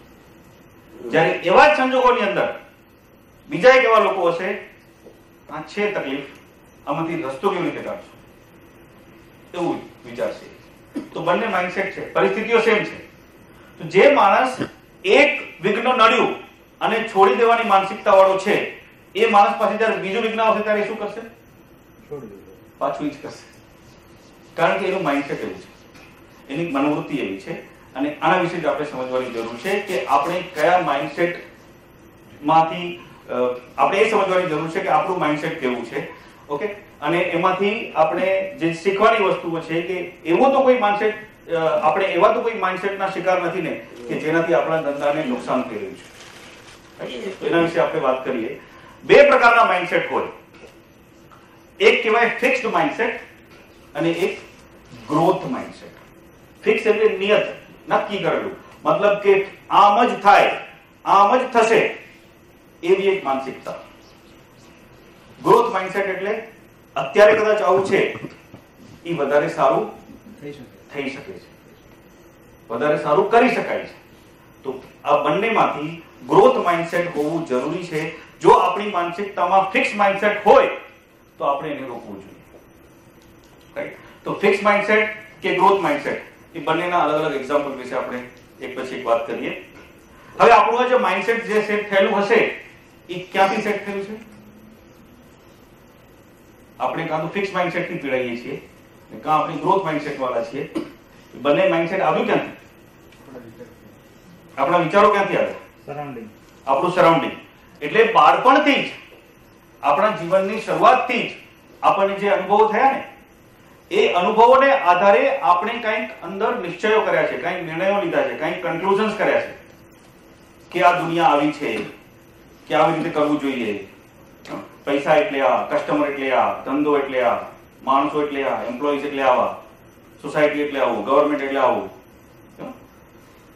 તો આ જે આપણા જે વિચારો છે, આ જે આપણી માન્યતાઓ છે, એ બધી માન્યતાઓ આપણા પોતાના ભૂતકાળમાંથી આવેલી છે. આપણા પોતાના શરૂઆતના જે વર્ષો હતા ને, એમાં જે કંઈ પણ બન્યું છે આપણી સાથે, એ બધી ઘટનાઓને કારણે આપણી જે માનસિકતા છે અથવા તો આપણું માઇન્ડસેટ એ શેપ થયું છે, એને આકાર મળ્યો છે.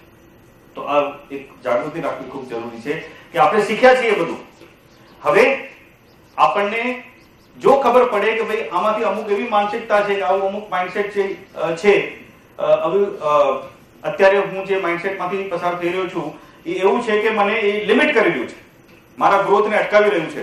જો આપણને એવી ખબર પડે તો આપણે કોન્શિયસલી એને ચેન્જ કરવાની જરૂર છે. એટલે તમે હવે જે વસ્તુઓ આવી રહી છે તમારા માઇન્ડસેટની અંદર, જે જે વસ્તુઓ તમને એવી લાગતી હોય કે ચેન્જ કરવા જેવી છે, એની તૈયારી સાથે થોડુંક થિંકિંગ કરજો, જેથી કરીને તમે તમારા ધંધામાં કેવી રીતે એને એપ્લાય કરી શકો, એના તમને વિચારો આવી શકશે, તમે એનો અમલ કરવા માટેનો નિશ્ચય કરી શકશો. રાઈટ? 3 રૂલ માઇન્ડસેટના છે જેના વિશે આપણે વાત કરશું. પહેલો રૂલ, જે ફિક્સ્ડ માઇન્ડસેટ વાળો છે ને, જો સ્ક્રીન પર જે રેડ લાઈનમાં લખેલું આવશે ને, રેડ કલરમાં, એ ફિક્સ્ડ માઇન્ડસેટનો ગુણધર્મ છે, અને જે ગ્રે કલરમાં આવશે ને એ ગ્રોથ માઇન્ડસેટનું હશે. રાઈટ? સો આ એક કન્ટિન્યુટી તમે ધ્યાન રાખજો. ફિક્સ્ડ માઇન્ડસેટનો રૂલ નંબર 1 એ છે, ફિક્સ્ડ માઇન્ડસેટ જેનું છે એ માણસ એમ વિચારે છે કે કોઈ પણ રીતે મારી ચાલાકી કેવી રીતે સાબિત કરું, હું સ્માર્ટ છું, હું ચતુર છું, આઈ am something, I know something, અને એ સાબિત કરવા માટેની હંમેશા એની ઘેલછા હોય છે. આ પ્રકારનું માઇન્ડસેટ જે છે એ ફિક્સ્ડ માઇન્ડસેટ છે, જે આપણને રોકે છે. કારણ કે આપણે એવું ઘણું બધું શીખવાનું બાકી છે. જેવી રીતે જે ઘડીએ આપણે એવું કહીએ કે ભાઈ હું ખૂબ ચતુર છું, કે હું ચાલાક છું, કે હું સ્માર્ટ છું, એ દ્વારા સબકોન્શિયસલી આપણે આપણી જાતને શું કહી રહ્યા છીએ ખબર છે? કે મને હવે કઈ શીખવાની જરૂર નથી, કારણ કે મને બધી ખબર છે. રાઈટ? સો આ ફિક્સ માઇન્ડસેટનો સૌથી પહેલો રૂલ છે કે મને બધી ખબર છે, અથવા તો હું ચાલાક છું. અને તમે લોકોની વાતચીત પરથી તમને ખબર પડશે કે હંમેશા એ કન્ટિન્યુઅસલી સાબિત કરવાની કોશિશ કરતા હોય તો મેં તો આને આમ કહી દીધું, અમે તો આમ કરી નાખ્યું, મેં તો મતલબ આટલા રૂપિયા બચાવી લીધા, કે મેં આને આવી રીતે આ કરી નાખ્યું, કે ઉલ્લુ બનાવી દીધો, કે અલગ અલગ મેં મારું આ રીતે કામ કરાવી લીધું, કે આવી દરેક વસ્તુઓની એમની જે રજૂઆત હશે એ હંમેશા એ સાબિત કરતી હશે કે હું કેટલો ચતુર છું, હું કેટલો સ્માર્ટ છું, હું કેટલો ચાલાક છું, મને બધું આવડે છે, મને બધું આવડે છે. મને બધું આવડે છે ઇઝ અ ડિફરન્ટ થિંગ, એ પણ આવશે. પરંતુ સૌથી પહેલા હું પોતે સ્માર્ટ છું, મતલબ કે બીજા બધાને જે કંઈ પણ વસ્તુઓને ઉલ્લુ બનાવવાનું મને બરાબર આવડે છે. બીજા બધા લોકોને કંઈ ખબર ન હોય એમાંથી ઉલ્લુ બનાવવાનું મને આવડે છે. I am smart, I am the best. Right? આ પ્રૂવ કરવાની જે ઘેલછા છે એને કારણે માણસ શીખતો નથી. રાઈટ? ઘણી વખત આપણને બીજા પાસેથી, આપણા કસ્ટમર્સ પાસેથી, આપણા વડીલો પાસેથી, આપણા ફ્રેન્ડ્સ પાસેથી, આપણા અલગ અલગ લોકો જે આપણા સંપર્કમાં આવતા હોય એ લોકો પાસેથી આપણને ઘણા બધા ફીડબેક મળતા હોય છે. તો જે ફિક્સ માઇન્ડસેટ વાળો હોય એવા કોઈ ફીડબેક કે કોઈ પણ આવો જે પ્રતિભાવ હોય એના પર ધ્યાન નથી આપતો, એ ઇગ્નોર કરે છે. જ્યારે જે ગ્રોથ માઇન્ડસેટ વાળો હોય એ દરેક ફીડબેકમાંથી કોઈ ટીકા પણ કરી જાય આપણી તો એનામાંથી પણ કંઈક ને કંઈક નવું શીખવાની તૈયારી રાખે છે, કે કંઈક ને કંઈક તો કીધું છે તો એમાં કંઈક તો મતલબ હશે, અને મારા માટે કંઈક શીખવા જેવું છે, એ ધ્યાનમાં રાખીને હંમેશા પોતાના પ્રોગ્રેસ માટે એમાંથી કંઈક શીખવાની કોશિશ કરે છે. જે ફિક્સ માઇન્ડસેટ વાળો છે એ બીજાની સક્સેસથી, બીજાની સફળતાથી ગભરાય છે. મારો કોમ્પિટિટર મારાથી આગળ નીકળી ગયો તો એને ટેન્શન થાય છે, કે હું જેનાથી મારી જાતને કમ્પેર કરું છું એ મારાથી બહુ આગળ નીકળી ગયો તો એ હંમેશા ગભરાઈ જાય છે. અને એને કારણે એ પોતાની સ્માર્ટનેસ સાબિત કરવા માટે કંઈક શોર્ટકટ મારવાની કોશિશ કરે છે, કે એને 15 વર્ષમાં કર્યું ને હું 5 વર્ષમાં કરીશ. રાઈટ? કારણ કે હું તો સ્માર્ટ છું ને. જ્યારે જે ગ્રોથ માઇન્ડસેટ વાળો માણસ છે એ બીજાની સક્સેસમાંથી પણ કંઈક ઇન્સ્પિરેશન, કંઈક પ્રેરણા મેળવવાની કોશિશ કરશે કે એણે આ કેમ કર્યું, કેવી રીતે કર્યું, હું આમાંથી શું શીખી શકું છું, હું આમાંથી શું અમલ કરી શકું છું. રાઈટ? સો આ બીજાની સફળતામાંથી પ્રેરણા મેળવવાની જે એક વાત છે એ ગ્રોથ માઇન્ડસેટમાં હોય છે. હવે જે તમે કહ્યું કે MBA, જે ફિક્સ માઇન્ડસેટ વાળો જે છે એને આ એક રોગ હોય છે. MBA એટલે મને બધું આવડે છે, I am the best, I know everything, જેને કહેવાય ને આઈ એમ ધી બેસ્ટ. એટલે મને કાંઈ શીખવાની કોઈ જરૂર જ નથી. રાઈટ? અને એવા લોકો કોઈ દિવસ આ પ્રકારના સેમિનારોમાં આવીને નહીં બેસે લોકો. અને આ છે વાસ્તવિકતા. કારણ કે સેમિનારમાં જઈને થોડું શીખી શકાય, બિઝનેસ ના શીખી શકાય. તો તમે તમારા જાત અનુભવે શીખો, કોઈ વાંધો નથી. પરંતુ પછી 2 સમોસા ને 1 ચા 1 કરોડ 1,31,000 રૂપિયા ઘણી વખત આપવા પડે. આપણે કરીએ છીએ ને બિઝનેસમાં, આવા ડિસિઝન્સ આપણે લઈએ છીએ. બિઝનેસમાં આપણે એવા ડિસિઝનો લઈએ છીએ કે જેની લાખો કે કરોડો રૂપિયા ઘણી વખત આપણે કિંમત ચૂકવતા હોઈએ છીએ. શું કામ? કારણ કે આપણે કોઈને પૂછ્યું નહીં, કે આપણે બીજા કોઈની ભૂલોમાંથી શીખવાની કોશિશ નહીં કરી. રાઈટ? અને એને કારણે એક નાનકડો ડિસિઝન ને, સપોઝ કે હું તમને એક એક્ઝામ્પલ આપું કે સપોઝ કોઈ એક કંપની માર્કેટિંગ કરવાનું વિચારી રહી છે. હવે માર્કેટિંગ, તો માર્કેટિંગમાં પૈસા તમે જેટલા નાખો ને એટલા ઓછા હોય. બરાબર? તો જો તમે જરા પણ વિચાર કર્યા વગર, પ્લાનિંગ કર્યા વગર, થોડુંક એનાલિસિસ કર્યા વગર, તમારે શું કરવાનું છે એનું ધ્યાન રાખ્યા વગર જો જાહેરાતો આપવાનું ચાલુ કરો, ધારો કે મોટી મોટી કઈ સ્પોન્સરશિપ આપવાનું ચાલુ કરો, એક્ઝિબિશન્સ કરવાનું ચાલુ કરો, આવા મોટા મોટા ખર્ચાઓ કરવાનું ચાલુ કરો, એટલે પૈસા એકદમ ફટાફટ બળવા માંડે. અને પછી તમને ખબર પડે કે આ 6 મહિનાની અંદર 15 લાખ રૂપિયાનું માર્કેટિંગ કરી નાખ્યું પણ કંઈ મળ્યું નહીં. પછી ખબર પડી કે આ તો આ છાપામાં તો જાહેરાત આપવાની કોઈ જરૂર જ નથી, કારણ કે આપણો કસ્ટમર તો આમાં હોતો જ નથી. આવા એક્ઝિબિશનની અંદર આપણો કસ્ટમર આવતો જ નથી, ત્યાં તો કોમ્પિટિટર જ આવે છે ખાલી. ધીરે ધીરે પછી તમને ખબર પડે ત્યારે થાય. તો હવે ખાલી આટલું શીખવા માટે કે આ છાપાઓ મારો કસ્ટમર વાંચતો નથી, અથવા તો આ એક્ઝિબિશનમાં મારો કસ્ટમર આવતો નથી, આટલું શીખવા માટે તમે રૂપિયા કેટલા આપ્યા? 15 લાખ રૂપિયા આપ્યા. જે તમે કોઈ રાઈટ માણસ પાસેથી ગાઈડન્સ લીધું હોત ને કદાચ 15,000 રૂપિયા તમને મળી જાય. શક્ય છે, શક્ય છે. પરંતુ એ પ્રકારની શક્યતાઓ છે એના માટેની માનસિકતા તો પહેલા હોવી જોઈએ ને, કે હા ક્યાંકથી મને આ ગાઈડન્સ મળી શકે એમ છે, પણ બીજાને પૂછીને આપણે કેવી રીતે ધંધો કરીએ? આપણો ધંધો છે ને, આપણને ખબર હોવી જોઈએ. તો આ MBA માઇન્ડસેટ ઘણી વખત બહુ લિમિટ કરે છે. જે ગ્રોથ માઇન્ડસેટ વાળો છે એ હંમેશા બિઝનેસમેન એવું ધ્યાનમાં રાખે છે કે મારે મારું સેલ્ફ ડેવલપમેન્ટ, પોતાના જાતનું, મારી પોતાની જાતનો વિકાસ મારે ચાલુ રાખવાનો છે. અલગ અલગ સોર્સમાંથી મારે શીખવાનું ચાલુ રાખવાનું છે, એવી એની માનસિકતા હોય છે. આપણે ક્યાંથી શીખી શકીએ? કોની પાસેથી શીખી શકીએ? સક્સેસફુલ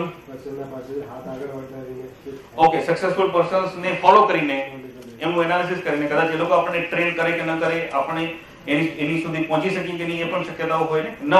ન પહોંચી શકીએ પરંતુ છતાં પણ આપણે એને ઓબ્ઝર્વ તો કરી શકીએ છીએ, એનાલિસિસ તો કરી શકીએ છીએ કેવી રીતે એ લોકોએ કર્યું. ઓકે, એમની પાસેથી શીખી શકીએ છીએ. બીજા કોની પાસેથી શીખી શકીએ? આપણે સેમિનારો એટેન્ડ કરી, અલગ અલગ પ્રકારના સેમિનારો કે વર્કશોપ કે ટ્રેનિંગ કોર્सेस એટેન્ડ કરીને. બીજું લર્નિંગ ફ્રોમ બુક્સ, બુક્સમાંથી. બરાબર, બુક્સમાંથી શીખી શકાય,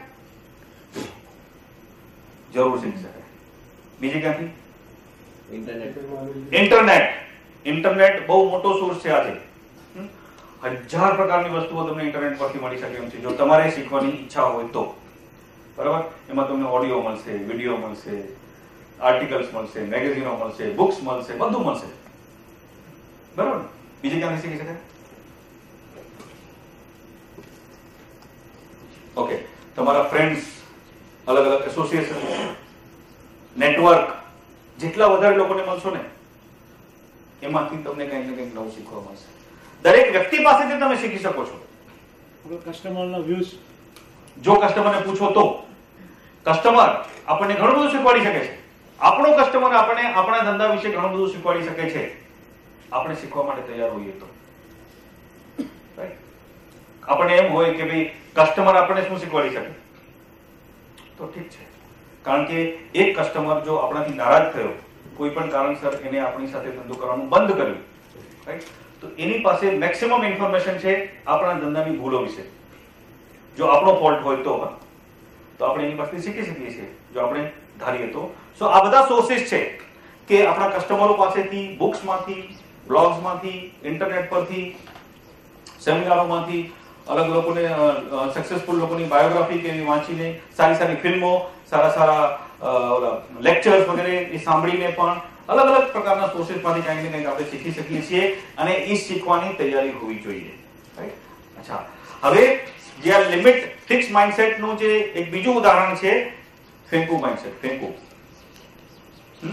કે જે અલગ અલગ રીતે પોતાની ચાલાકી સાબિત કરવા માટેની કોશિશ કરતા હોય ને, એને હું ફેંકુ માઇન્ડસેટ કહું છું.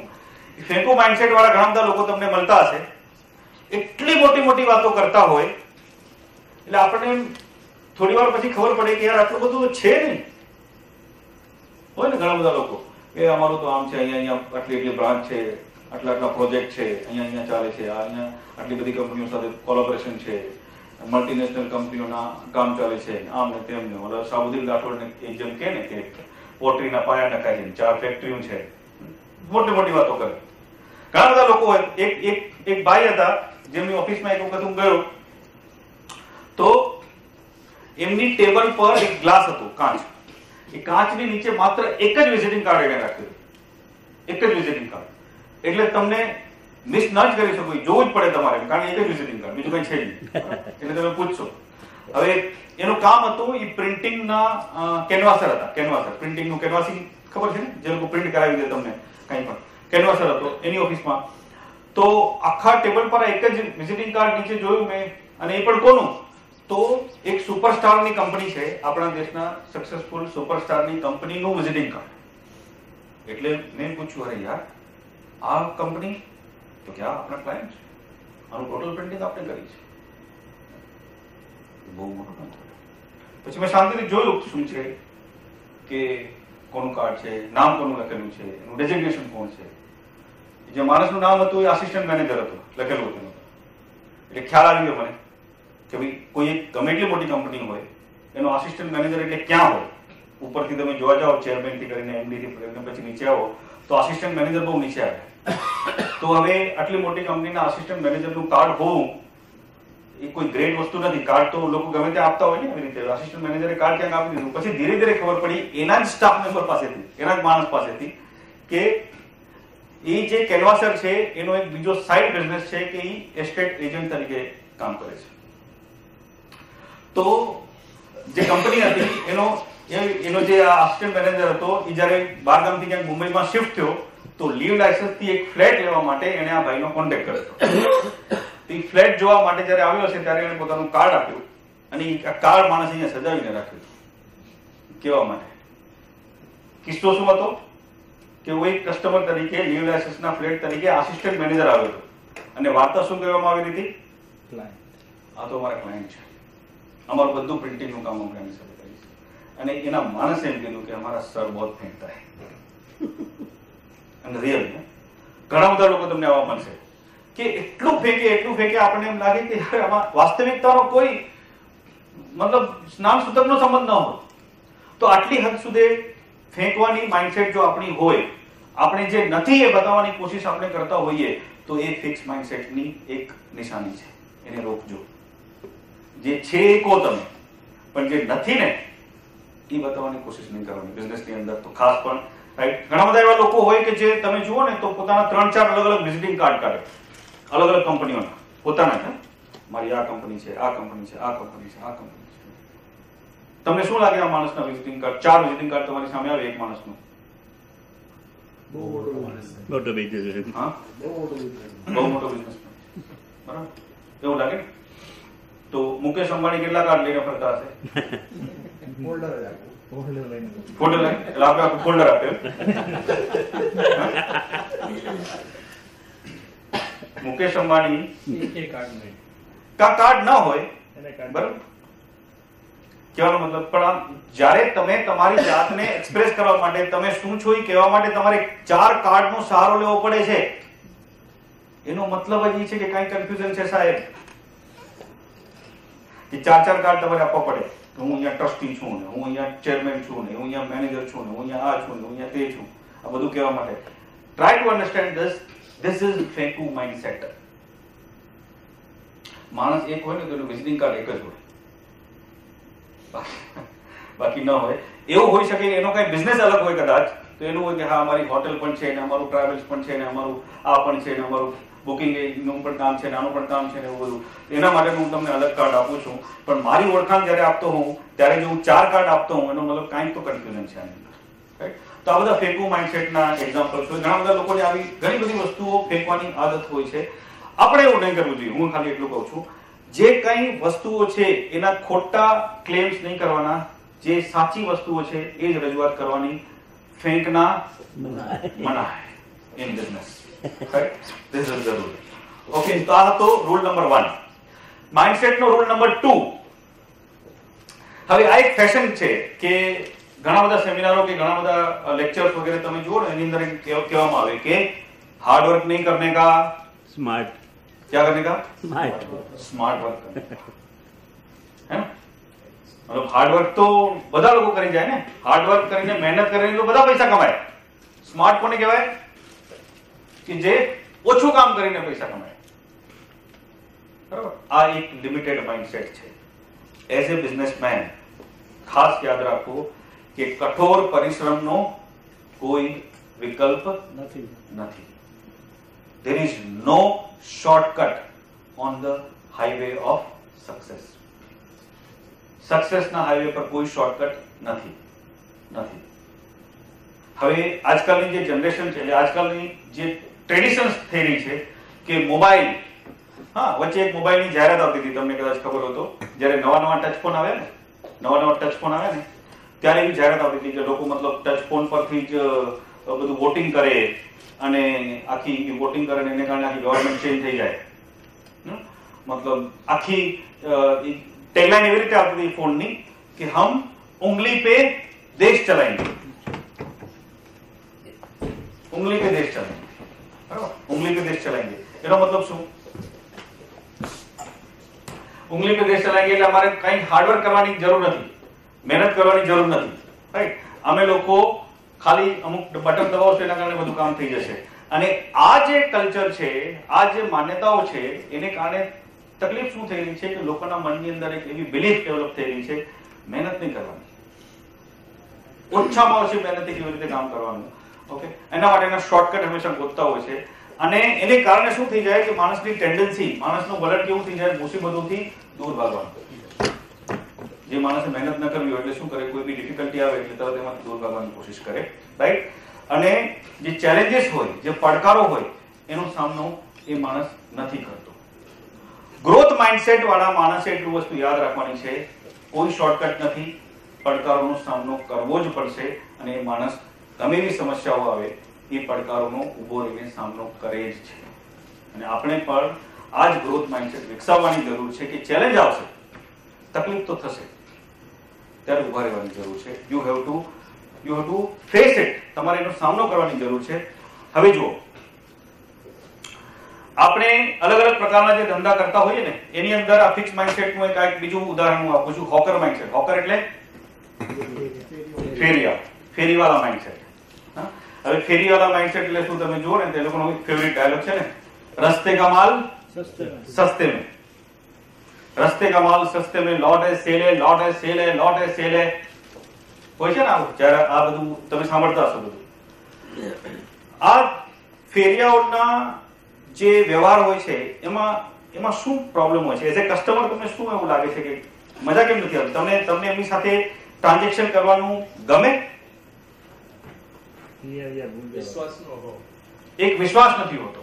ફેરિયાઓ સાથે જ્યારે તમે ડીલ કરો છો, કોઈ વસ્તુ એમની પાસેથી ખરીદવાની, જ્યારે તમે કોઈ વસ્તુ ફેરિયા પાસેથી ખરીદો છો તો તમને વિશ્વાસ નથી હોતો, ટ્રસ્ટ નથી હોતો. બીજું શું થાય છે? લેંગ્વેજ એમની રફ હોય છે, એમની પ્રોડક્ટ ક્વોલિટી પ્રોડક્ટ નથી હોતી. બીજું, વિશ્વાસ કેમ નથી હોતો? છેતરવાનો ભય કેમ હોય છે? શું કામ? પણ એવું કેમ લાગે છે તમને? લિયા દિયા ભૂલ જાવ એટલે એવું કેમ? સસ્તું વેચે છે. સસ્તું વેચે છે? નો, સસ્તું વેચે છે એનાથી આપણને વિશ્વાસ કેમ નથી આવતો એના પર? કાલે ન પણ હોય ત્યાં. હા, આપણને ટ્રસ્ટ કેમ નથી એના પર? સસ્તું તો આપે છે પણ કાલે નહીં હોય તો? કારણ કે એ તો હંગામી ધોરણે છે ને, ટેમ્પરરી બેસિસ પર છે. ક્યાંકથી એને ભાગી જવું પડ્યું તો પોસિબલ છે કે જતો રહેશે ત્યાં, રાઈટ? સો આવા બધા પરિબળો છે જેને કારણે ફેરીવાળાઓ સાથે કામ કરતા આપણને ડર લાગે છે એઝ એ કસ્ટમર. બરાબર? કે એમની ક્વોલિટી પર આપણને ભરોસો નથી. બીજું, જે આપણે કહ્યું કે ભાવ એવી રીતે આપે, 100 રૂપિયા તમને કહે અને પછી 20 રૂપિયામાં આપી દે તમારી સામે, તો તમને એમ લાગે કે મેં તો એની પાસેથી 50 રૂપિયામાં લીધું તો હું છેતરાઈ ગયો, કારણ કે એના પછી એને કોઈને 20 રૂપિયામાં આપ્યું છે. બરાબર? તો ખરેખર 10 રૂપિયાની વસ્તુ છે કે શું એ ખબર ન પડે મને. ટૂંકમાં ભાવમાં, ક્વોલિટીમાં, ટ્રસ્ટવર્ધીનેસ, બધી વસ્તુમાં તમને હંમેશા એક શંકા જ રહે, રાઈટ? કારણ કે જે ફેરીવાળા હોય એ લોકોનું ફોકસ શેના પર હોય? કોઈ પણ રીતે કસ્ટમરને પટાવો, કોઈ પણ રીતે વેચો, પાછો નહીં જવા દેવાનું. બરાબર? ઓકે, હવે આ ફેરીવાળાઓ ક્યાં હોય છે? રસ્તા પર હોય છે, ફૂટપાથ પર હોય છે. બરાબર? દુકાનોની અંદર ફેરીવાળા હોય. હું જે વાત કરું છું એવા ફેરીવાળાઓ કે જે દુકાનોની અંદર બેઠા છે. દુકાનની બહાર જે ફેરીવાળા છે ને એ લોકોની તો લિમિટેશન છે જ, એ લોકો પાસે જગ્યા ફિક્સ નથી, એટલે એ લોકો તો આવા શોર્ટકટ મારશે.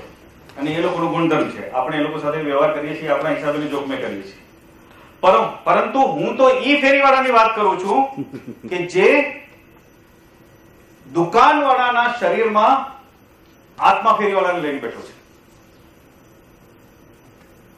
એ માણસની સાથે દુકાનમાં પણ તમે જશો ને તો તમને અનુભવ એવો જ થશે કે જે ફેરીવાળા સાથે થતો.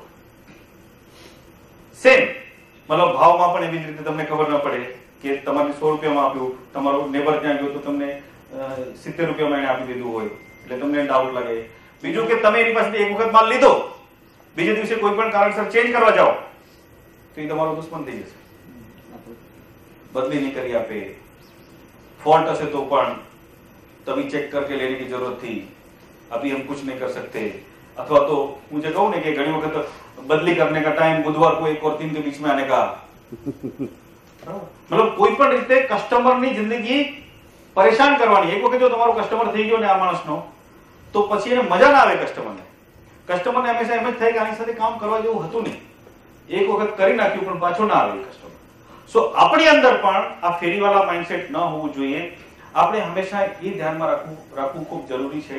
આપણું જે કોઈ કસ્ટમર છે ને, માત્ર એને માલ પરણાવી દેવાની જે ઘેલછા આપણે રાખીએ છીએ ને, કોઈ પણ રીતે એને માલ પરણાવી દેવાનો, એને જોઈએ છે કે નહીં, કાંઈ પણ રીતે મતલબ એવું પ્રેશરાઇઝ કરવાનું કે લઈ જાય માણસ. તો પ્રેશરાઇઝ કરીને જો આપણે એને માલ પરણાવશું તો થશે શું? બીજી વાર નહીં આવે કે આ લોકો બહુ ઓલું કરે છે, રાઈટ? હવે તમને એમ કહું, આપણે કોઈ ફેરીવાળા પાસે જે રીતે વાત કરતા હોઈએ ને, કંઈ લેવાની શરૂઆત કરીએ ને, એટલે એ લોકો અમુક ડાયલોગ મારશે તમને. શું મારશે? કે બોણી કા ટાઈમ હે, પછી 7-8 વાગશે એટલે બત્તી કા ટાઈમ હે, હજી 5 વાગે બોણી, 7 વાગે બત્તી કા ટાઈમ હે, પછી 2 કલાક પછી પાછું બંધ કરને કા ટાઈમ. અને આ બોણી કા ટાઈમ હે એવું એને 10 કસ્ટમરોને કીધું હોય છે. 10 કસ્ટમરો સાથે બોણી કરે, 10 कस्टमरों साथ बत्ती करे. बत्ती का टाइम में झूठ नहीं बोलेगा, बंद करने का टाइम में झूठ नहीं बोलेगा. बराबर? ટૂંકમાં ઇમોશનલી તમને બ્લેકમેલ કરે છે. અને ઘણા બધા આપણે શોપકીપર્સ કે શોરૂમની અંદર પણ આ જ પ્રકારના પ્રેશરાઇઝ ટેકનિક જે છે ને, પ્રેશરાઇઝિંગની ટેકનિક લોકો કરતા હોય છે. ન કરવી જોઈએ. કારણ કે ઘણી વખત તમે જાઓ ને, ઓલા લોકો બતાવશે તમને શર્ટ બતાવ્યા, એને 6 શર્ટ બતાવ્યા, તો ઓલો કે આમાંથી મને નથી ગમતું. फिर आपको क्या चाहिए? क्या चाहिए? मतलब 7મું શર્ટ બતાવવા માટે માણસ તૈયાર નથી, પણ આ 6 શર્ટમાં નથી ગમ્યું હોય ને, શું કરે? અને જો એ 6 શર્ટ છોડીને જાય કે જવાની કોશિશ કરે, તો એ રીતે એને એક્સપ્રેશન આપે કે જાણે કોઈ મોટો અપરાધ થઈ ગયો કે 6 શર્ટ મારા ખોલાવીને આને જોડાવ્યા. મને અનુભવ થયો. શેનું? આ સેમ શર્ટ શર્ટ નથી કર્યું છે. હા, થાય. જનરલી આપણે જતા હોઈએ તો આવા પ્રકારના વસ્તુઓ થતી જ હોય ક્યાંક ને ક્યાંક. જો અલગ અલગ આપણે જઈએ તો ક્યાંક ને ક્યાંક આવા અનુભવો થતા જ રહે હંમેશા. મારો કહેવાનો મતલબ એ છે કે દુકાનમાં આપણે બેઠા હોઈએ તો આપણું માઇન્ડસેટ દુકાનવાળાનું હોવું જોઈએ. અને દુકાનવાળાનું માઇન્ડસેટ એટલે શું? કે આપણો જે ગ્રાહક છે એ વારંવાર આપણી પાસે આવે છે, એ માટે એની સાથેની રિલેશનશિપ ડેવલપ થવી જોઈએ. એક ડીપ રિલેશનશિપ ડેવલપ થવી જોઈએ, જેથી કરીને એને એમ લાગે કે ભાઈ અહીંયા હું આવી શકું છું વારંવાર. રાઈટ? હવે જો આપણે જે શોપિંગ કરતા હોઈએ ને, આપણે રેગ્યુલર જે વસ્તુઓ જોઈતી હોય, તમે એની અંદર પણ જોજો, તમે રેગ્યુલર વસ્તુઓ તમને જોઈએ છે, ખાલી તમને બ્રેડ બટર લેવું છે. જો તમે તમારા ઘરની આજુબાજુની દુકાનોનો વિચાર કરો. ધારો કે તમારે બ્રેડ બટર લેવું છે, એ બ્રેડ અને બટર પરચેસ કરવા માટે તમારી પાસે તમારા ઘરની આજુબાજુ 3-4 અલગ અલગ દુકાનો છે. એ 3-4 અલગ અલગ દુકાનોમાંથી બધી જગ્યાએથી સેમ બ્રેડ અને સેમ બટર તમને મળી શકે છે, સેમ પ્રાઇસ પર મળી શકે છે. છતાં પણ તમે અમુક જ દુકાનમાં જાઓ છો. કેમ? વ્યવહાર ગમી ગયો છે, તમારી એની સાથે કોઈ રિલેશનશિપ ડેવલપ થઈ ગઈ છે.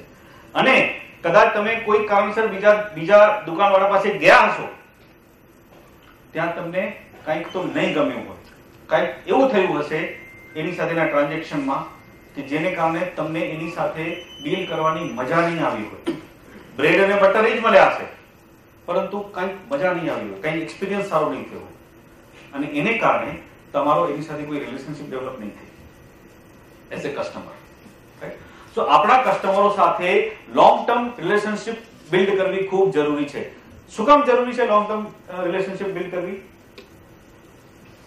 ગાઢ સંબંધો શું કામ કસ્ટમર સાથે બાંધવા જોઈએ આપણે? રિપીટેશન પાછો આવે છે. બરાબર? ફેરિયાઓને એવું કોઈ ટેન્શન હોતું જ નથી.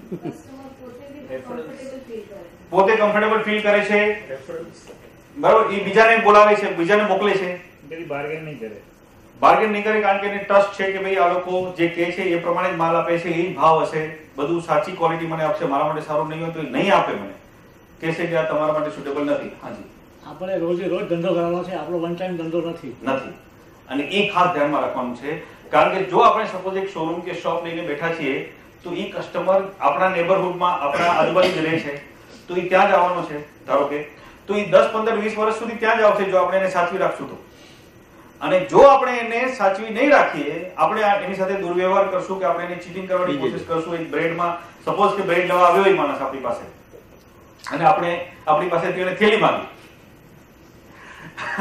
અને આપણે ના પાડી દીધી, ઠીક છે કે अपने को हमको इसमें कुछ नहीं मिलता है, बराबर. હવે ઓલો કહે કે ભાઈ મારી પાસે અત્યારે કોઈ સ્કોપ નથી, મારે 3-4 જગ્યાએ જવાનું છે, મને પ્લીઝ બેગ આપો.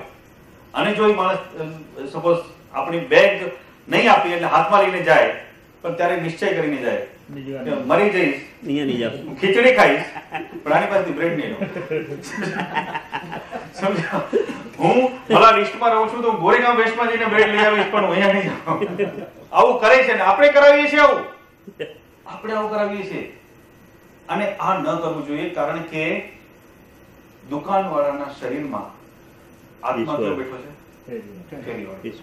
જેને લોંગ ટર્મ રિલેશનશિપની કોઈ જરૂર જ નથી, ઈચ્છા જ નથી.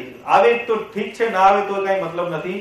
તો આપણે એવું ધ્યાનમાં રાખવું જોઈએ કે આપણા કસ્ટમર સાથે લોંગ ટર્મ, હવે આ ખાલી શોપની વાત નથી, ખાલી આ શોપ કે શોરૂમની વાત નથી, દરેક કસ્ટમર, તમારા જે કઈ બિઝનેસ હોય એની અંદર તમે કસ્ટમર સાથે જુઓ. તમારા કોમ્પિટિટરની સરખામણીમાં જો માણસ તમારી સાથે ધંધો કરી રહ્યો છે, ધારો કે તમે કંઈક બનાવી રહ્યા છો, મેન્યુફેક્ચરિંગ કરો છો, તો ત્યાં પણ તમારા કસ્ટમર તમારી પાસે રિપીટેડલી શું કામ આવે છે? તમારા જેવી પ્રોડક્ટ બીજો પણ બનાવીને આપતો હશે, લગભગ એ જ ભાવથી આપતો હશે, કદાચ 1-2 રૂપિયા સસ્તો બી આપતો હશે ને, છતાં પણ તમારી પાસે આવતો હશે. કેમ? કારણ કે તમારો એની સાથે એક રિશ્તો બની ગયો છે. તો આવી રિલેશનશિપ બિલ્ડ કરવાની ખાસ જરૂર છે, એ પ્રકારનું માઇન્ડસેટ. અને કોઈ પણ રીતે કસ્ટમરને બાટલીમાં ઉતારવાની ઘેલછા નહીં રાખવાની. આપણે ઉતારીએ છીએ ને ઘણી વખત, હા, કસ્ટમરને કઈ પણ ચિપકાવી દેવાનું. ઘણા બધા લોકો એમ કહે ને કે અમને એવા સેલ્સમેન જોઈએ. કેવા સેલ્સમેન? તો કે એસ્કિમોને પણ રેફ્રિજરેટર વેચી આવે. રેફ્રિજરેટર જે નોર્થ પોલમાં રહે છે, ઉત્તર ધ્રુવમાં, બરાબર, એમને કોઈ બરફની જરૂર નથી ને રેફ્રિજરેટરની પણ જરૂર નથી. એવા લોકોને પણ જે રેફ્રિજરેટર વેચી આવે એવા પ્રકારના સેલું માણસો મને જોઈએ. સેલું જેને કહેવાય ને, ગમે ને કઈ પણ સેલું કરી આવે, સેલ કરી આવે, એવા સેલું માણસો મને જોઈએ. ધારો કે તમે એક કસ્ટમર તરીકે ગયા ક્યાંક પણ અને તમને ન જોઈતી હોય એ વસ્તુ કોઈ આગ્રહ કરીને તમને પરણાવી દે, તો તમને કેવું ફીલ થશે? પાછા તમે જશો ત્યાં? નહીં જાઓ. તમે હંમેશા નફરત કરશો, બરાબર. કોઈ કદાચ સેલ્સમેન એસ્કિમોને ખબર ન પડે એવી રીતે અથવા તો એને ઉલ્લુ બનાવીને કોઈ પણ રીતે રેફ્રિજરેટર વેચી પણ આવે, પણ પછી એસ્કિમો જિંદગી સેલ્સમેન ને ગોતતો ફરશે. ये फिर से आएगा ना, तोड़ डालेगा. મેં જે કહ્યું ને કે ઓલું 1,31,000 રૂપિયા જે મારા જે ફ્રેન્ડ છે સિંગાપુરમાં, જે રીતે એને એક્સપિરિયન્સ થયો, હવે એ માણસ કેટલા જણને કહેતો ફરે છે? શું કામ? કારણ કે ઉલ્લુ બનાવવા માંગ્યો, કસ્ટમરને બાટલીમાં ઉતારવા માંગ્યો. તો આવું ન કરવું જોઈએ. ઘણા અલગ અલગ જગ્યાએ, એક રેસ્ટોરન્ટનો હું તમને એક્ઝામ્પલ આપું, તમને કદાચ આવો અનુભવ થયા હશે કે લોકો કેવી રીતે કસ્ટમરને બાટલીમાં ઉતારે.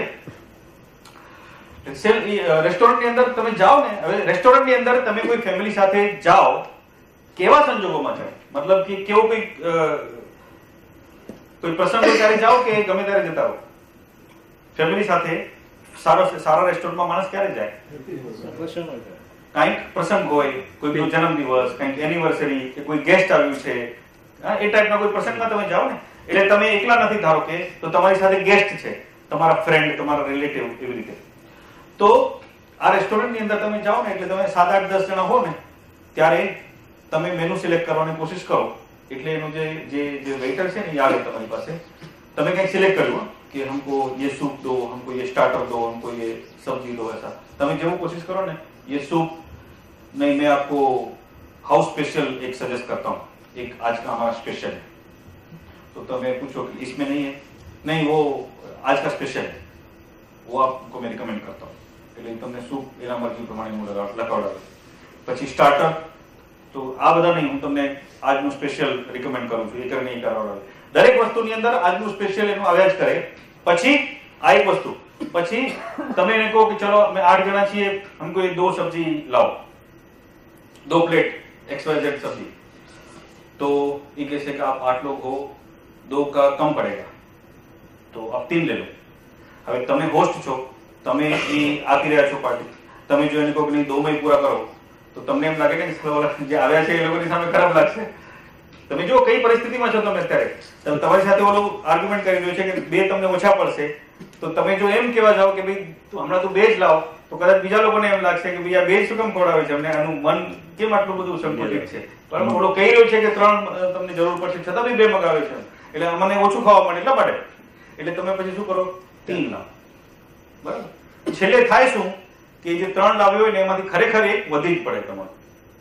અને જ્યારે બિલ આવે ત્યારે તમને ખબર પડે કે ઈ સ્ટાર્ટર કે સૂપ કે વેજીટેબલ જે એને રેકમેન્ડ કર્યા ને એ બીજી બધી વસ્તુઓનો ભાવ ધારો કે 100 રૂપિયા હોય ને તો આનો ભાવ 125 રૂપિયા હોય. એટલે છેલ્લે તમારું બિલ જે થવાનું હોય ને એના કરતા 25, 30, 40% વધી જાય. એના પોતાના સ્માર્ટનેસને કારણે. બરાબર, અને આ કહેવાય કસ્ટમરને બાટલીમાં ઉતારવાનું. આવું કરતા હોય છે લોકો. અલગ અલગ પ્રકારના બિઝનેસીસ અલગ અલગ રીતે કસ્ટમરને બાટલીમાં ઉતારતા હોય છે. તો આપણે એટલું ખાલી ધ્યાનમાં રાખવાનું છે કે કસ્ટમરને માટે પણ આપણો બિઝનેસ જે છે ને એ લોંગ ટર્મ કંઈક ને કંઈક વેલ્યુ ક્રિએટ કરવું જોઈએ. કેવી રીતે? ધારો કે હવે એક બીજું એક્ઝામ્પલ તમને આપું કે આપણે જેને કહેવાય કે સપોઝ કે આપણું એક બ્યુટી પાર્લર છે, રાઈટ? બ્યુટી પાર્લર અથવા તો હેર કટિંગ સલૂન છે કે જેન્ટ્સ માટે, બરાબર? એની અંદર જે માણસ રેગ્યુલરલી જતો હોય ને, રેગ્યુલરલી અમુક વાળ કપાવવા માટે કે બ્યુટી ટ્રીટમેન્ટ માટે જે લેડી જતી હોય, તો એને જો અમુક પ્રકારના અનુભવો થતા હોય, એટલે એક ફિક્સ અનુભવ હોય ને એ ગમે ગયો હોય કે અહીંયા જે વાળ કપાય છે આ લોકો હેર કટિંગ સલૂન, આમાં આ જ કારીગર ને આ જે છે એ મને ગમે છે, એટલે દરેકની પોતપોતાની જો હેર કટિંગ સલૂન ફિક્સ થઈ જાય છે તમારી ફિક્સ? કે તમે દર વખતે અલગ અલગ હેર કટિંગ સલૂનમાં જાઓ છો? ફિક્સ થઈ જાય છે. એની અંદર ઘણા બધા કેસીસમાં કારીગર બી તમે ફિક્સ કરી નાખો છો કે ભાઈ આ જ માણસ મારા વાળ કાપી આપે તો જ બરાબર. બરાબર, એવી રીતે બ્યુટી પાર્લર ની અંદર પણ એવું જ હોય છે. સો આ થયું શું કે એ બ્યુટી પાર્લર કે એ હેર કટિંગ સલૂન કસ્ટમરના જીવનનો એક ભાગ બની ગયો. કેવી રીતે? કે ધારો કે આવતીકાલે એના ઘરે લગ્ન છે, આવતીકાલે એના ઘરે લગ્ન છે, હવે એને આગલા દિવસે વાળ કપાવવાના છે, પ્રીવિયસ ડે, ધારો કે રવિવારના લગ્ન છે તો શનિવારે એને વાળ કપાવવાના છે, તો એ માણસ પોતાના દિવસના જે 12 કલાક, 13 કલાક, 14 કલાક જે છે ને જે એક્ટિવ છે એની અંદર અડધો કલાક તમારા સલૂન માટે રિઝર્વ કરે છે કે તમારા પાર્લર માટે રિઝર્વ કરે છે કે મારે પાર્લરમાં જવાનું છે, મારે હેર કટિંગ સલૂનમાં જવાનું છે. ખ્યાલ આવે તમે? એટલે ઇનડાયરેક્ટલી તમે એની જિંદગીનો ભાગ બની ગયા છો. અને એને બી કેલ્ક્યુલેશન કરી રાખ્યું કે હું જઈશ, બુકિંગ કરાવીને જઈશ, આટલા વાગે કહીશ, એમને મને કીધું છે કે 11 વાગે આવવાનું, 11 વાગે હું પહોંચી જઈશ, તો એ લોકો મને તરત ને તરત અંદર લઈ લેશે, મારું ટ્રીટમેન્ટ કે મારા હેર કટિંગ તરત થઈ જશે, 11:30 હું બહાર થઈ જઈશ. કારણ કે અત્યાર સુધી આવી જ રીતે થયું છે.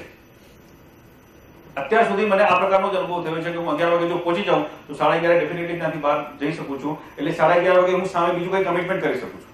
ક્યાં હું 11:30 વાગે બહાર આવી જઈશ? આ કમિટમેન્ટ માણસ કયા બેસિસ પર કરે? જો એને ખબર હોય, મતલબ ખ્યાલ આવે ને? એટલે કે એક બિઝનેસ અને એના કસ્ટમરની અંદર એક એવી રિલેશનશિપ બિલ્ડ થઈ જાય છે જેને કારણે બંનેને માટે ઘણી બધી વેલ્યુ ક્રિએટ થઈ જાય છે.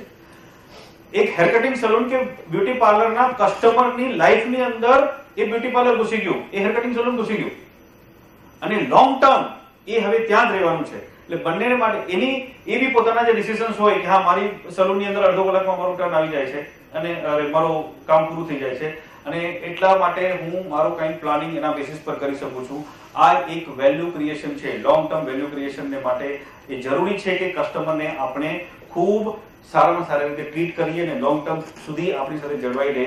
એ માટે હોકર માઇન્ડસેટ, ફેરીવાળા માઇન્ડસેટ આપણે ન રાખવું જોઈએ.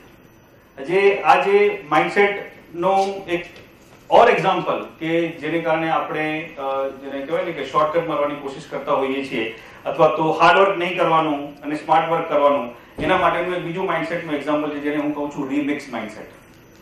હવે રીમિક્સ માઇન્ડસેટ એટલે શું? હાર્ડવર્ક નહીં કરવાનું, સ્માર્ટ વર્ક કરવાનું. એટલે લોકો શું કરે? ગામ આખાની કોપી કરે. કઈ કઈ વસ્તુઓની કોપી કરે? લોગો એના જેવો બનાવે, ડિઝાઇન ના જેવી કોપી કરે, બરાબર? અલગ અલગ પ્રકારની ઘણી બધી વસ્તુઓ, બરાબર ને? આમાંથી કાંઈ ઓરિજિનલ નથી, ડુપ્લિકેટ. બરાબર? ડુપ્લિકેટ. શું કામ? શું કામ એવું બધું ડુપ્લિકેશન અથવા તો એ પ્રકારના લોગો, એ પ્રકારનું ડિઝાઇનિંગ, એ પ્રકારની દરેક વસ્તુ એક્ઝેક્ટલી કોઈના કોઈ સક્સેસફુલ પ્રોડક્ટ જેવી કે સક્સેસફુલ નામ જેવું બધું રાખવાનું, એવું શું કામ કરે લોકો? કેમ કરે છે આવું?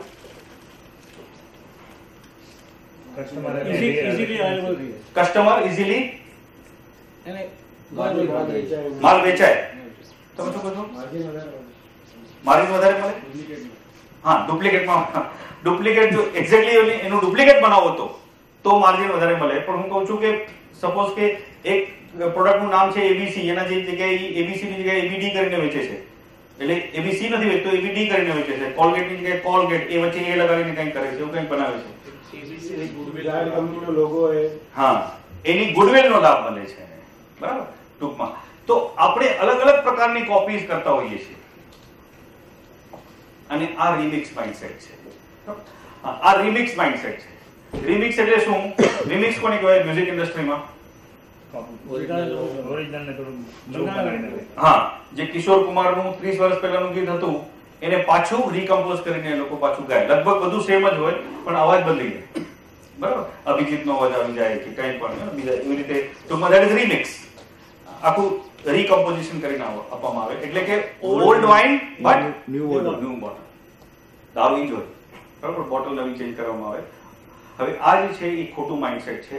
આપણે જે કંઈ પણ કરતા હોઈએ આપણું ઓરિજિનલ થિંકિંગથી ક્રિએશન કરવું જોઈએ. ઓરિજિનલ થિંકિંગથી ક્રિએશન કરવું જોઈએ. આપણી બ્રાન્ડ કે આપણા ધંધાની બ્રાન્ડ, આપણા પોતાના વ્યવહારની બ્રાન્ડ એ ખૂબ સ્ટ્રોંગ ડેવલપ કરવી જરૂરી છે.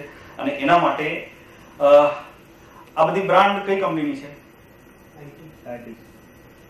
બરાબર. આઈટીસી એક એવી કંપની છે કે જેણે, એક ટોટલી ઇન્ડિયન કંપની છે, અને જેણે ખૂબ અલગ અલગ પ્રકારની બ્રાન્ડ્સ પોતે ડેવલપ કરી છે. અને જો તમે કંપનીને ફોલો કરતા હો તો માર્ચ 2013માં જે એજીએમ હતી ને એની સ્પીચ એ લોકોએ બહુ પબ્લિસાઇઝ કરી છે. મતલબ અલગ અલગ છાપાઓમાં, મેગેઝિનોમાં ખૂબ આપી છે સ્પીચ. એ સ્પીચની અંદર જે આઈટીસી ના ચેરમેન છે એમણે બહુ મહત્વની વસ્તુઓ કીધી છે જે ભારતના દરેક બિઝનેસમેનને ખૂબ લાગુ પડે છે. એમણે એમ કહ્યું છે કે ભારતની જે કંપનીઓ છે અથવા તો ભારતનું જે ફોરેન એક્સચેન્જ છે એને કેવી રીતે મલ્ટીનેશનલ કંપનીઓ દ્વારા નુકસાન થઈ રહ્યું છે, કેવી રીતે લોસ જઈ રહ્યો છે, એનું બહુ મસ્ત એનાલિસિસ એમણે કર્યું છે. કે જે બ્રાન્ડ્સ છે ને, બ્રાન્ડ્સ, આપણે જે મલ્ટીનેશનલ કંપનીઓની બ્રાન્ડ્સ યુઝ કરીએ છીએ, બરાબર? આ આખું સમજવા જેવું છે કે એ બ્રાન્ડના પૈસા એઝ એ રોયલ્ટી પહેલા એ કંપનીને મળે છે, અને એ જે રોયલ્ટી મળે છે એ કંપનીને માટે એક્સપેન્સ છે, બરાબર? ત્યારે એટલે બિફોર પ્રોફિટ હોય ને. ધારો કે કોઈ એક મલ્ટીનેશનલ કંપની છે અને એની કોઈ ટૂથપેસ્ટની બ્રાન્ડ છે. કંપની બેઠી છે યુરોપમાં, બરાબર? તો એ ટૂથપેસ્ટની બ્રાન્ડ યુઝ કરવા માટે પર પીસ એને કંઈક રોયલ્ટી આપવાની છે યુરોપની એની પેરેન્ટ કંપનીને, બરાબર? અને એ રોયલ્ટી ક્યાં જાય? એકાઉન્ટમાં, સીએસએફ એક્સપેન્સમાં જાય ને. બિફોર પ્રોફિટ આવે ને, બિફોર પ્રોફિટ. એટલે કે સપોઝ કે કંપનીને 100 રૂપિયા એમઆરપી છે, પ્રાઇસ 100 રૂપિયા છે. એને બહુ એક્ઝામ્પલ બહુ વ્યવસ્થિત રીતે આપ્યું છે કે 100 રૂપિયા એ પ્રોડક્ટની પ્રાઇસ હોય અને એની અંદર 10 રૂપિયા રોયલ્ટી છે, બરાબર? અને છેલ્લે 20 રૂપિયાનો પ્રોફિટ થયો કંપનીને.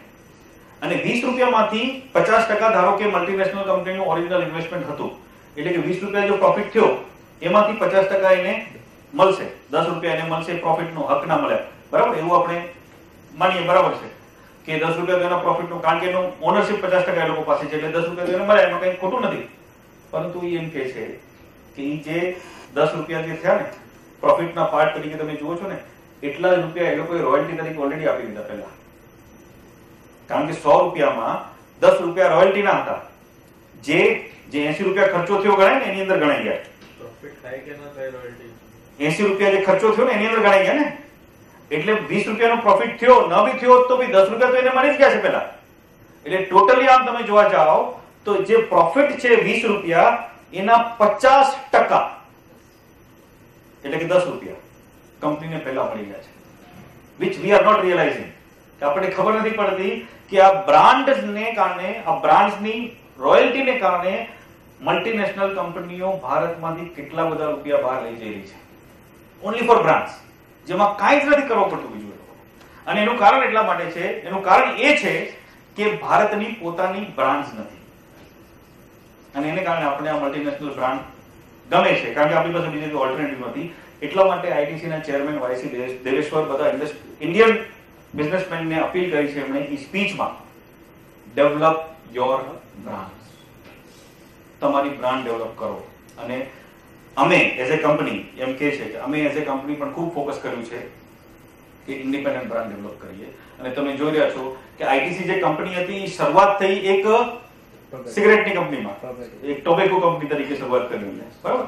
એ સિગરેટ હવે એ લોકોનું સેકન્ડરી બિઝનેસ થઈ રહ્યો છે, પરંતુ ઘણી બધી એફએમસીજી જે ફાસ્ટ મૂવિંગ કન્ઝ્યુમર ગુડ્સમાં એ લોકો આવી રહ્યા છે. તમે જુઓ છો શેમ્પુ ને સોપ ને આ બધી પ્રોડક્ટ એ લોકોની, ક્રીમ્સ અલગ અલગ ટાઈપની આવી રહી છે, કન્ફેક્શનરી, બિસ્કિટ્સ, ચોકલેટ્સ એ બધી આવી રહી છે. હોટેલોમાં બહુ એ લોકોનું છે, એ લોકોની ફેશન ગાર્મેન્ટની બહુ મોટી લાઈન છે, સ્ટેશનરીમાં ઘણી બધી પ્રોડક્ટ્સ છે એ લોકોની, રાઈટ. તો અલગ અલગ ઇન્ડસ્ટ્રીની અંદર, અલગ અલગ માર્કેટની અંદર એ લોકો આવી રહ્યા છે, અને દરેક માર્કેટમાં પોતાની individual independent Indian brand develop કરી રહ્યા છે કે જે મલ્ટીનેશનલ કંપનીઓ સાથે ફાઇટ કરી રહી છે, સક્સેસફુલી ફાઇટ કરી રહી છે.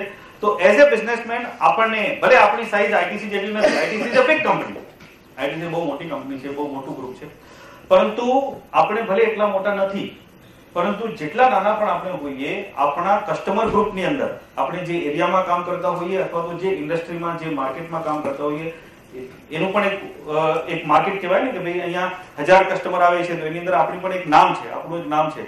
તો આપણું એક એવું યુનિક નામ ઊભું થવું જોઈએ, એક ઇન્ડિપેન્ડન્ટ બ્રાન્ડ આપણી ઊભી થવી જોઈએ, આપણી એક ઓળખાણ, એક આઈડેન્ટિટી ઊભી થવી જોઈએ, એ ખાસ જરૂરી છે. આ એક માઇન્ડસેટ રાખવાની જરૂર છે, રાઈટ. કે ઇન્ડિપેન્ડન્ટલી મારી પોતાની એક ઓળખ ઊભી થાય અને એક સારી પોઝિટિવ ઓળખ ઊભી થાય, એવું કંઈ પણ કામ કરવાની જરૂર છે. આપણે અહીંયા બ્રેક લેશું.